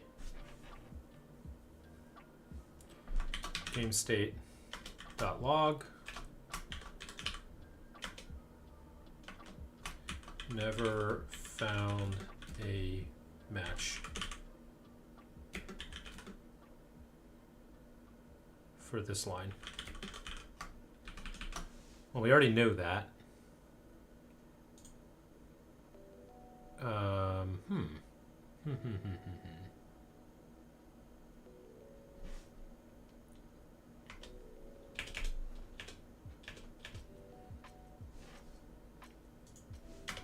Fine, we'll just do gamestate.log score string score. Let's just do that. Oh, it's going to rebuild, but it shouldn't need to, because now we're back to non-C++ issues, so I shouldn't have to rebuild the backend.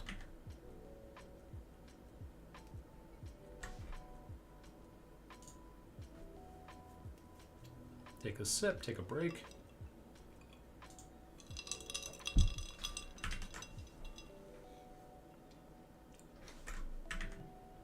Right?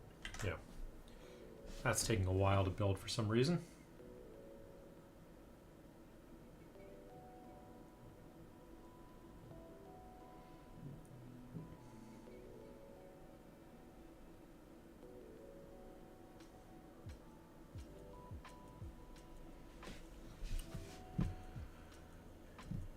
Here we go. Come on.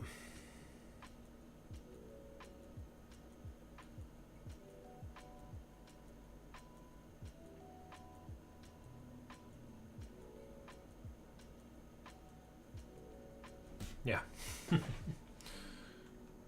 Insanity. All right. Lots of logs.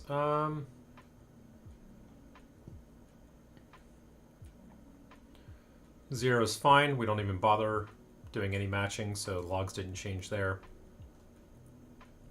Then we did chunk 1.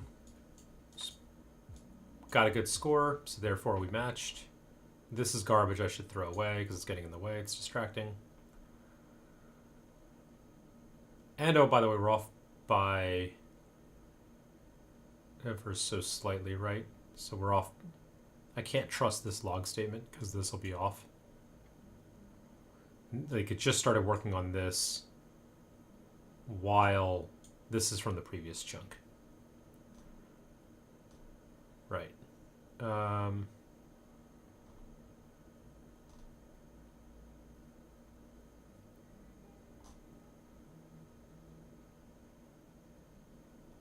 then this is saying never found a match for this line. Why were we getting all these, like, never found, never found, never found? Why that? Oh, because each line we tried on.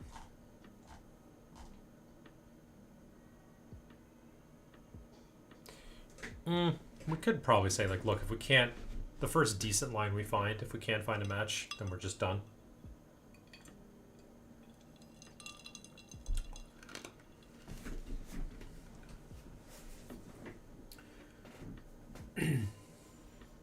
Okay, let's do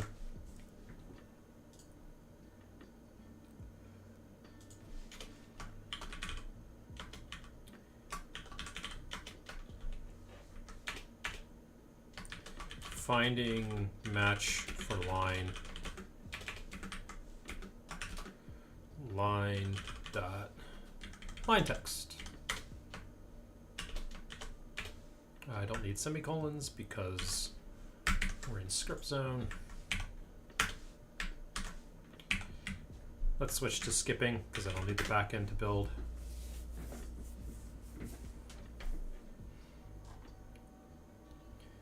Give that a second, and then I'll start scrolling down on my own. Okay, here we go. It's so funny that these logs are intermixing. I guess because we've got asynchronous stuff, right? So this is happening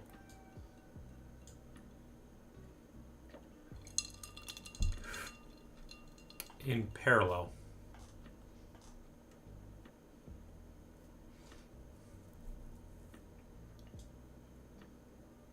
Here, let's get rid of this. I hate when that happens.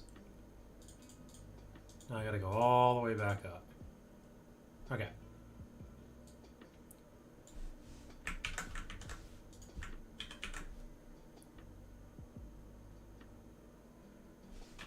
Moving.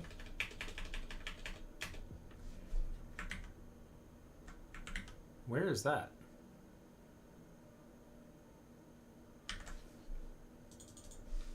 Oh, moving. Here we go. There we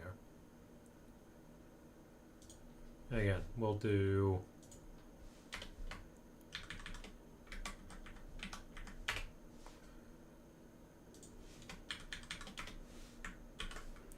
I'm not going to rerun it again, but all right, so this first one did good. It got above 90.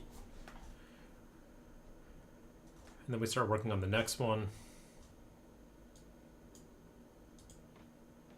Finding match for,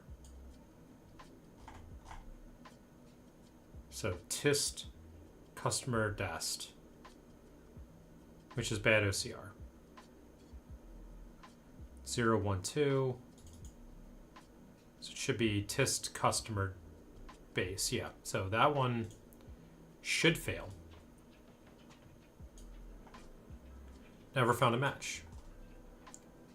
Gain us access. So gain us access should match.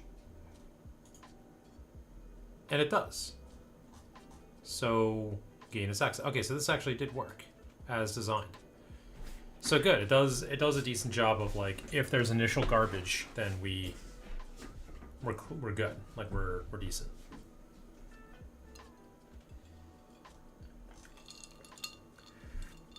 And in fact, it found a score of 100. So then we come through chunk 3. That's this chunk.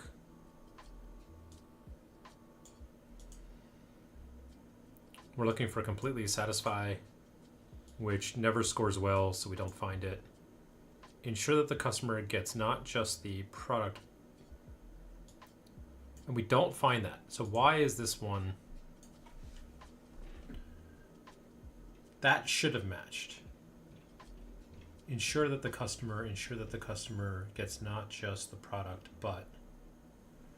Okay.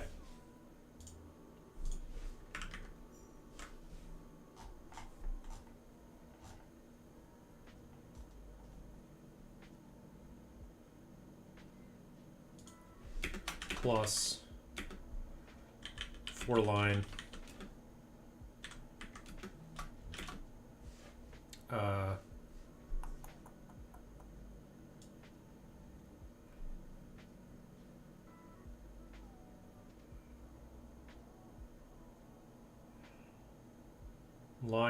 Line text.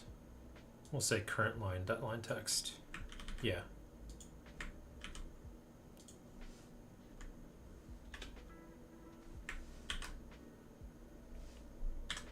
Yeah, why not? Be a little more formal.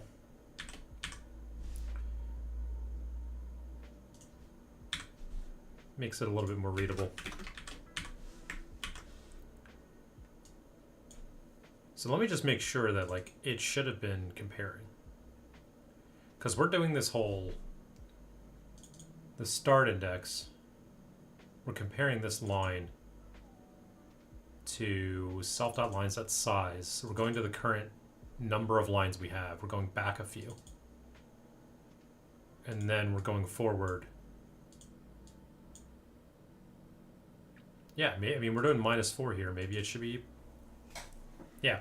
Again, this was that issue I had the other week where I'm like, why is this off by so much? Like, this shouldn't be the case. So maybe I just got to fine-tune these 2 lines here, and that's all this is.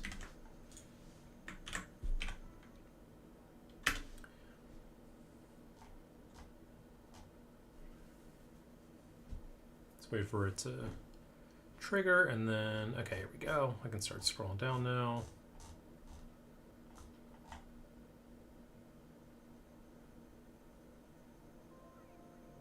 Yeah, gross. All right, let me drag this out. No, that didn't work. Let's run it again.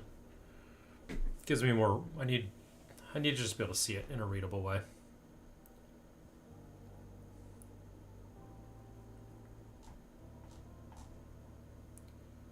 All right, here we go. First chunk good. Second chunk.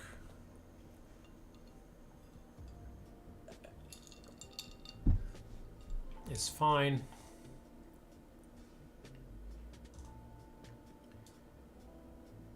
Yeah, so this one should fail because it's not going to compare well against those. And then gain us access comes in.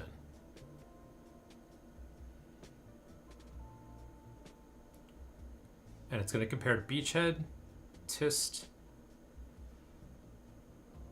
Oh, and it got a score of gain us access. So, yeah, okay, that worked. Yeah. Okay, fine.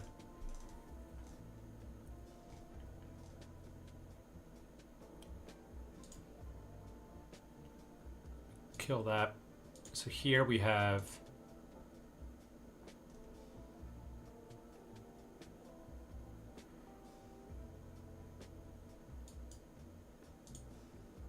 processing page chunk 3. So 0, 1, 2, 3. It's this one, right?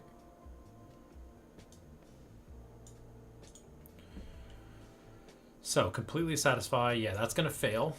We're comparing it to the previous line. So 1, I can ease this up a bit, right? I don't need to go back as far. Fail, fail, fail. This one actually scores half decent, but not quite enough. It's only a 40, so that fails. But now the next one is ensure that the customer gain us completely, and we never find a match.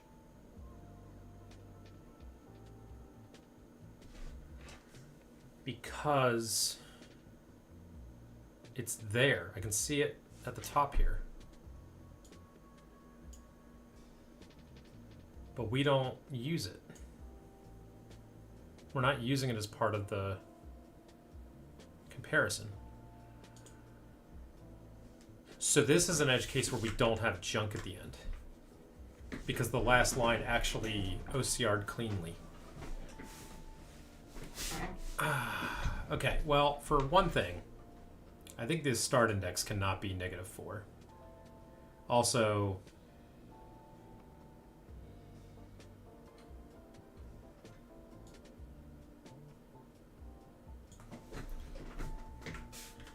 what if we do lines.size -1?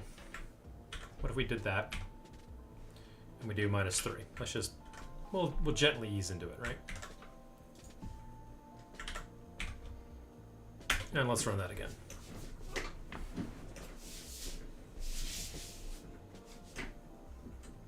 We should get slightly less logs now.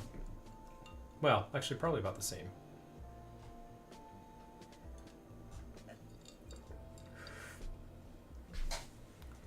So we want the one that ends in completely. Here we go. Complete, well, actually that ends in ensure, right? So this is the last good one, because this is from the previous chunk. And now we've got completely, which will fail. We're only going to compare it to 2 lines, which is good. Good to be a little conservative. Never found. Now we've got ensure. Oh, again, we still don't. Fine.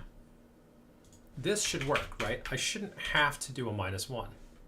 But I wonder if I'm going to get a weird error now, because I did before. Something weird happened before where it was... Yeah, so we should be able to go lines.size. I mean, actually, no, it should be off by -1 because it's 0 based. So lines.size would be 10. But if you go to, let's say, but if you go to index 10, you should be off by 1. And it should throw an error.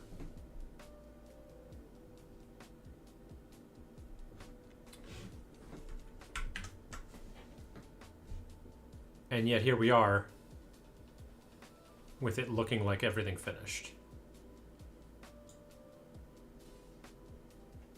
Without error. So if I go to the full page, to chasm during beach tist gain reference completely ensure we will complete desired order shun tomer much the chasm guarantees indent with hole when require role key etc be with, this should not be a new paragraph, but okay, can market causing of the, there we go. We've got some formatting issue here, but that's okay. I can work on that bug. Nice. So,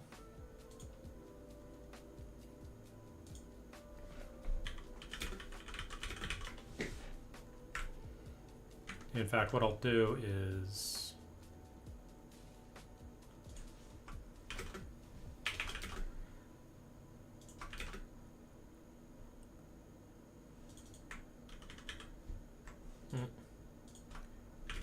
I'll do some cleanup at some point, but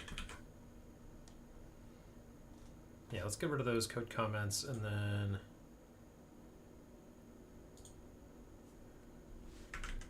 were those the only code comments that were really annoying? Yeah, I think we're okay.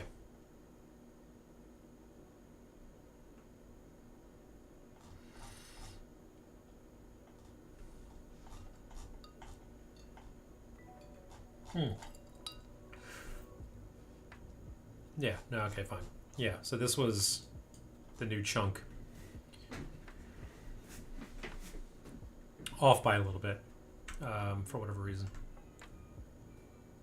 All right, so the one, well, yeah, so git add bin, git add source, git add OCR,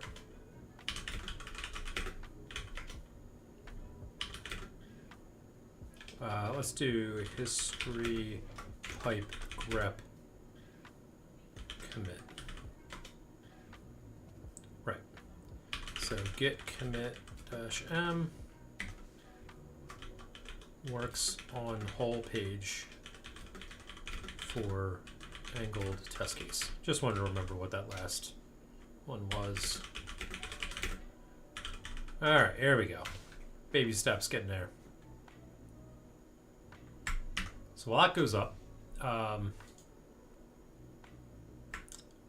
think I got code changes here that didn't get pushed. Yep, those code comments. That's annoying. Okay. Test suite. So how many do we end up with? Chunk 8?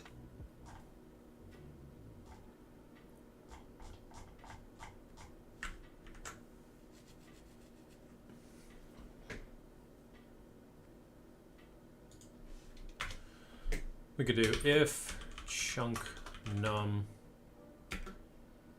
equals 8. So basically we're doing eight chunks.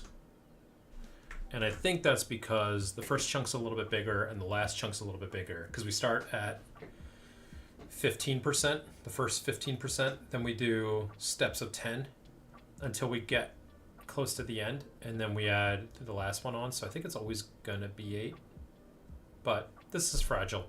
This might break, but that's fine. It's just the test harness. As long as it works for all my existing tests, I'm not gonna care too much. I don't want to do anything smarter at the moment.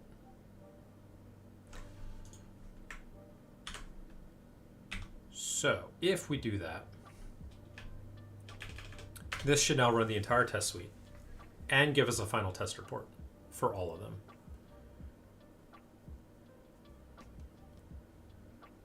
And that seems to be working.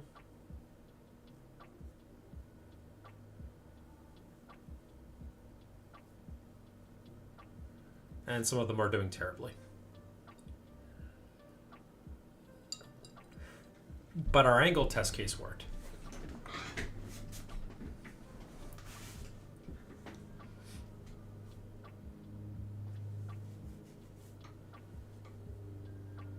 There we are. So what do we got? Angled. Now again, the one negative here is these times are going to get worse. They're not that much worse, but they are taking twice as long, and that again, that's because of the chunking. But that means overall things will be slower, but the user won't notice because everything's going to stream in now. Why are these all 94.8s? That seems suspicious.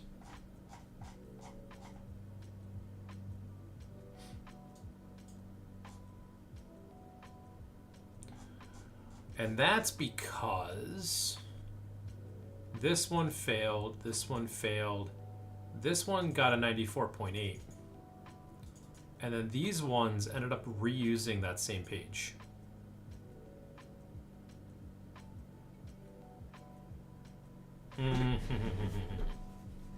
Is that true? Let's see.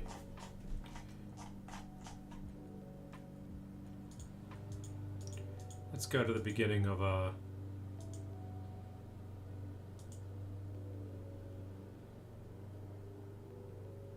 new.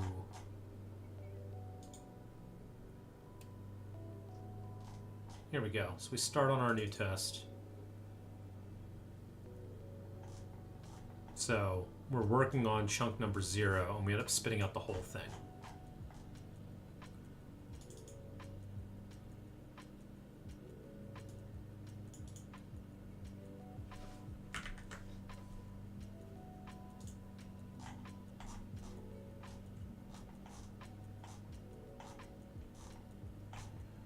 So where is that? On text scanned, chunk number is 0.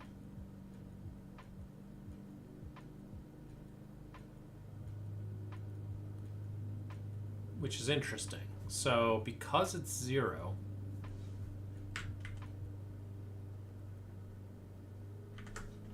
we would have a brand new page instance. We then add everything to that page.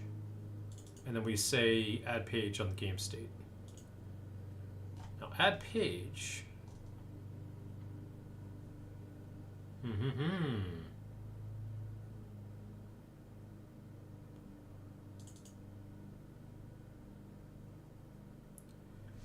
Okay, so, and this is known. This is a hack for now. While the user reads the current page, don't go back to like the 10%. I think I no longer need this. I think if we are adding a new page, I mean, if we re-OCR the same page again,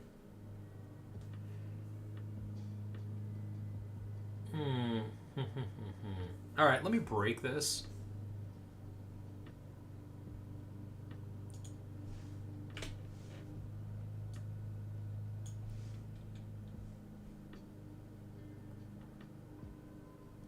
Because if we've got a chunk, we need to stream it in. The problem is, I guess the issue in the real world would be if we start re-OCRing the same page again, which can happen, then the user would be in the middle of reading and all of a sudden we'd wipe out the page and start streaming it in again, which we don't want.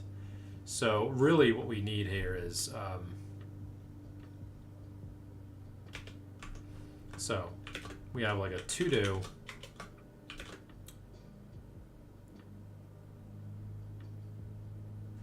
Also Control Z. So if we don't have page 1 or new lines outside, yeah, okay, it's fine. We don't want to do that. This is a bad approach. To do. What do we want to say here?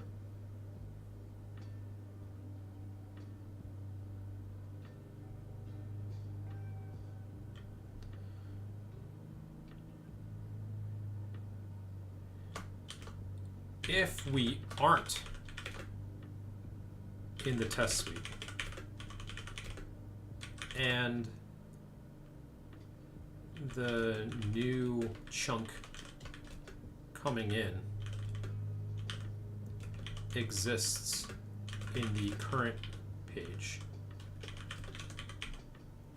skip. That's the thing we need to do. So if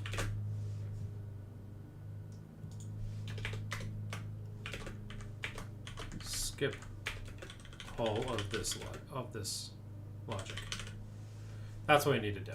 So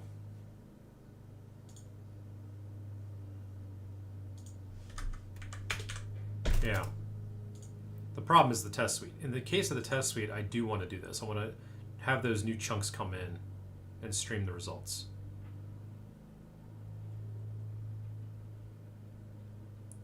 I guess in the test suite, well, no, it's OCR manager that's calling this, not the test suite. So I don't want to break that logic, and I don't want to put test suite specific flag here. Well, I'll figure it out later. But right now that means the side effect is this will work well for the test suite right now. But when I run this on the headset, it'll be weird. You'll be in the middle of reading, like it'll stream it all in, and then you'll be in the middle of reading a book, and all of a sudden the page will get cleared out, and it'll start streaming in again, which will be really annoying. But that's kind of getting into merging page logic, right? Which again gets into this compute similarity, merge the results. And if it's sufficiently similar, in this case we were doing merge pages. So I guess in reality we'd be bringing back this logic, only instead of merging pages, we just say like, hey, look, you know, I guess what we'd say is, yeah, if they're sufficiently similar, ignore these new chunks coming in. And then when we get to the final chunk, then maybe we could do a similarity and then keep whichever one's better instead of merging them. Well, I guess that's what merging would be doing. Yeah, all right, that's fine. Let's run the test suite again. And this time we should get better numbers because it shouldn't be reusing the previous results and scoring on the previous results, I would hope. Wait, again, are we getting dumb errors again? -3. Out of bounds index, -3.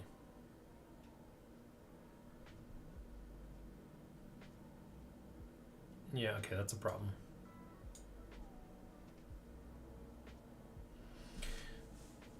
I think I know where that's happening. All right, here we go. So, the angled test gets a 94, shaky gets a 92. These other ones, which are performing worse, are hitting errors. So, let's start with good.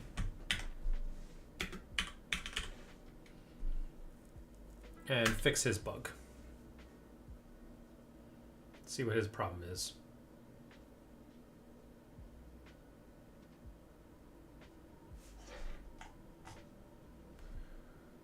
So he comes in just fine.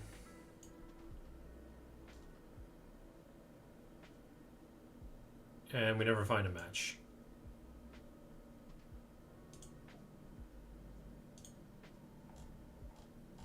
By the way, I could probably just nuke all these.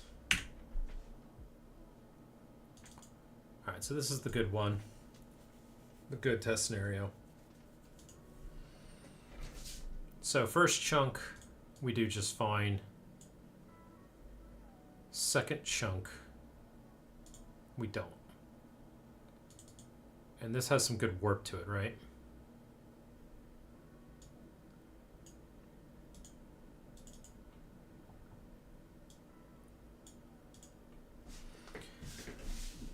So we only end up with 2 sentences.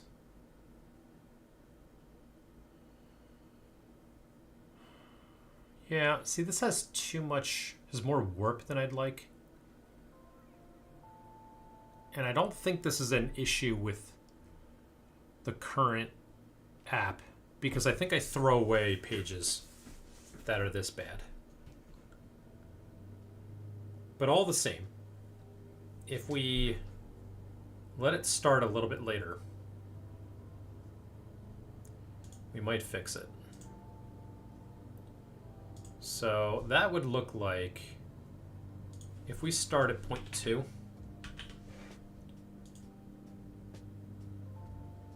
So we would go from 0 to 0.2.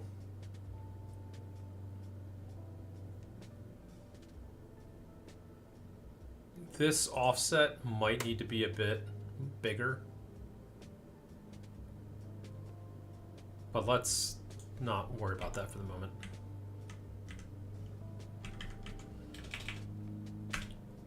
Let's just see if we can fix good with this. Does that fix good? So that's got a lot of warp to it.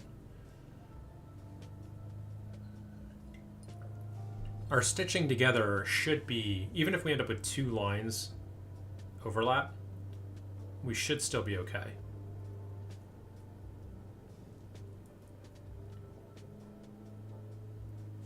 No, still struggled. So if we go back to this, now let's go to the next run. Still probably not enough, right?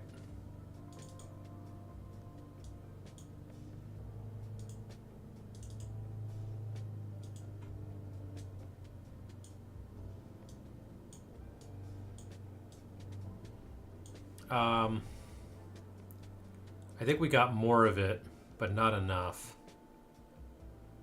The problem is now we're getting pretty far along, right? We're getting to like a third of the image is the issue.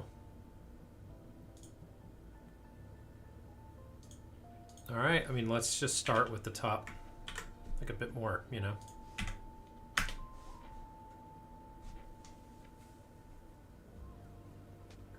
I'd prefer not to have these test scenarios fail. I want the system to be robust enough to handle even bad scenarios that aren't realistic anymore, like a book that's further away and has more skew to it.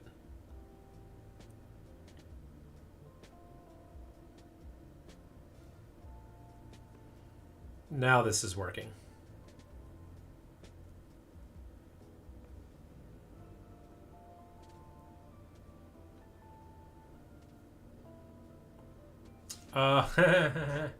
The chunk size is now 7. Remember when I said that that test change was gonna like mess things up? All right, so we dropped our chunk sizes by 1. And we've probably increased. So, okay, that probably worked. Let's skip the build and just run the whole test suite now, see where our scores are at. So the issue is gonna be that it's gonna take longer for that first writing of those first lines.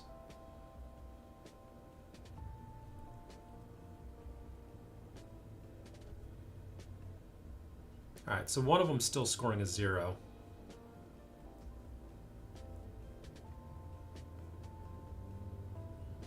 But some of these are finishing now. So I gotta decide, do I want this to be 25 instead of 15? Because that's a whole quarter of the page. I mean, that's still gonna be faster, but we're still talking about potentially a noticeable delay.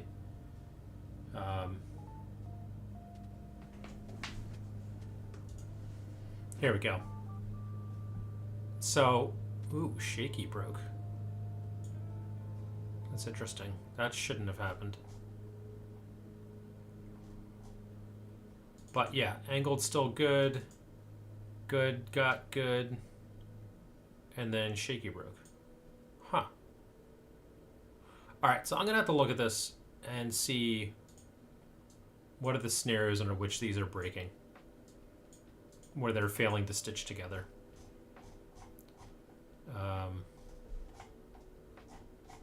Yeah, I mean, never finding a match is a problem.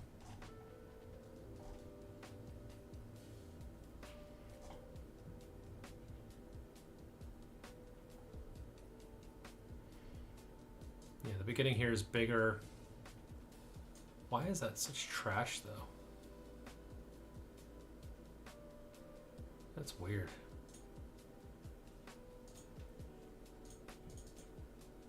Oh, I never did it. I'll have to take a look at it.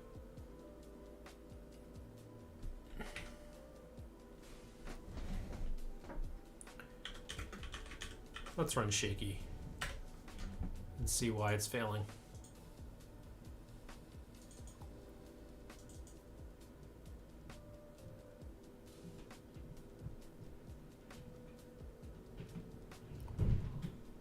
And I love that these file names are like messed up.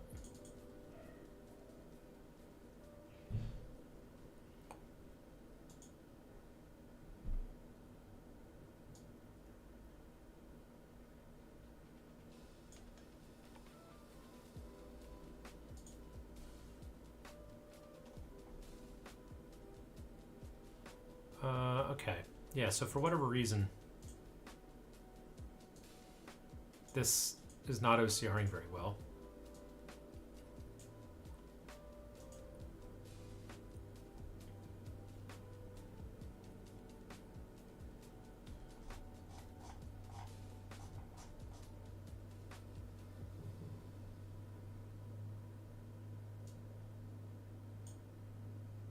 weird. So it's putting that on its own line. Huh.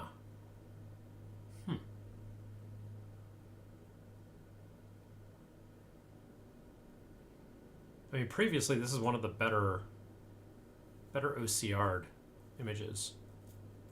All right, I think I need to stop now though. I gotta get lunch and move on to some things. But yeah, I'll dig in and figure out what's going on with this one. See if I can fix it. But in theory, this is it, right? Like this is the while loop. It'll work. I may need to mess with some of the parameters, but the streaming should work. Stitching together should work. And what I'll probably do again is rip this out and make it so that it always runs even for the test suite and without the test suite.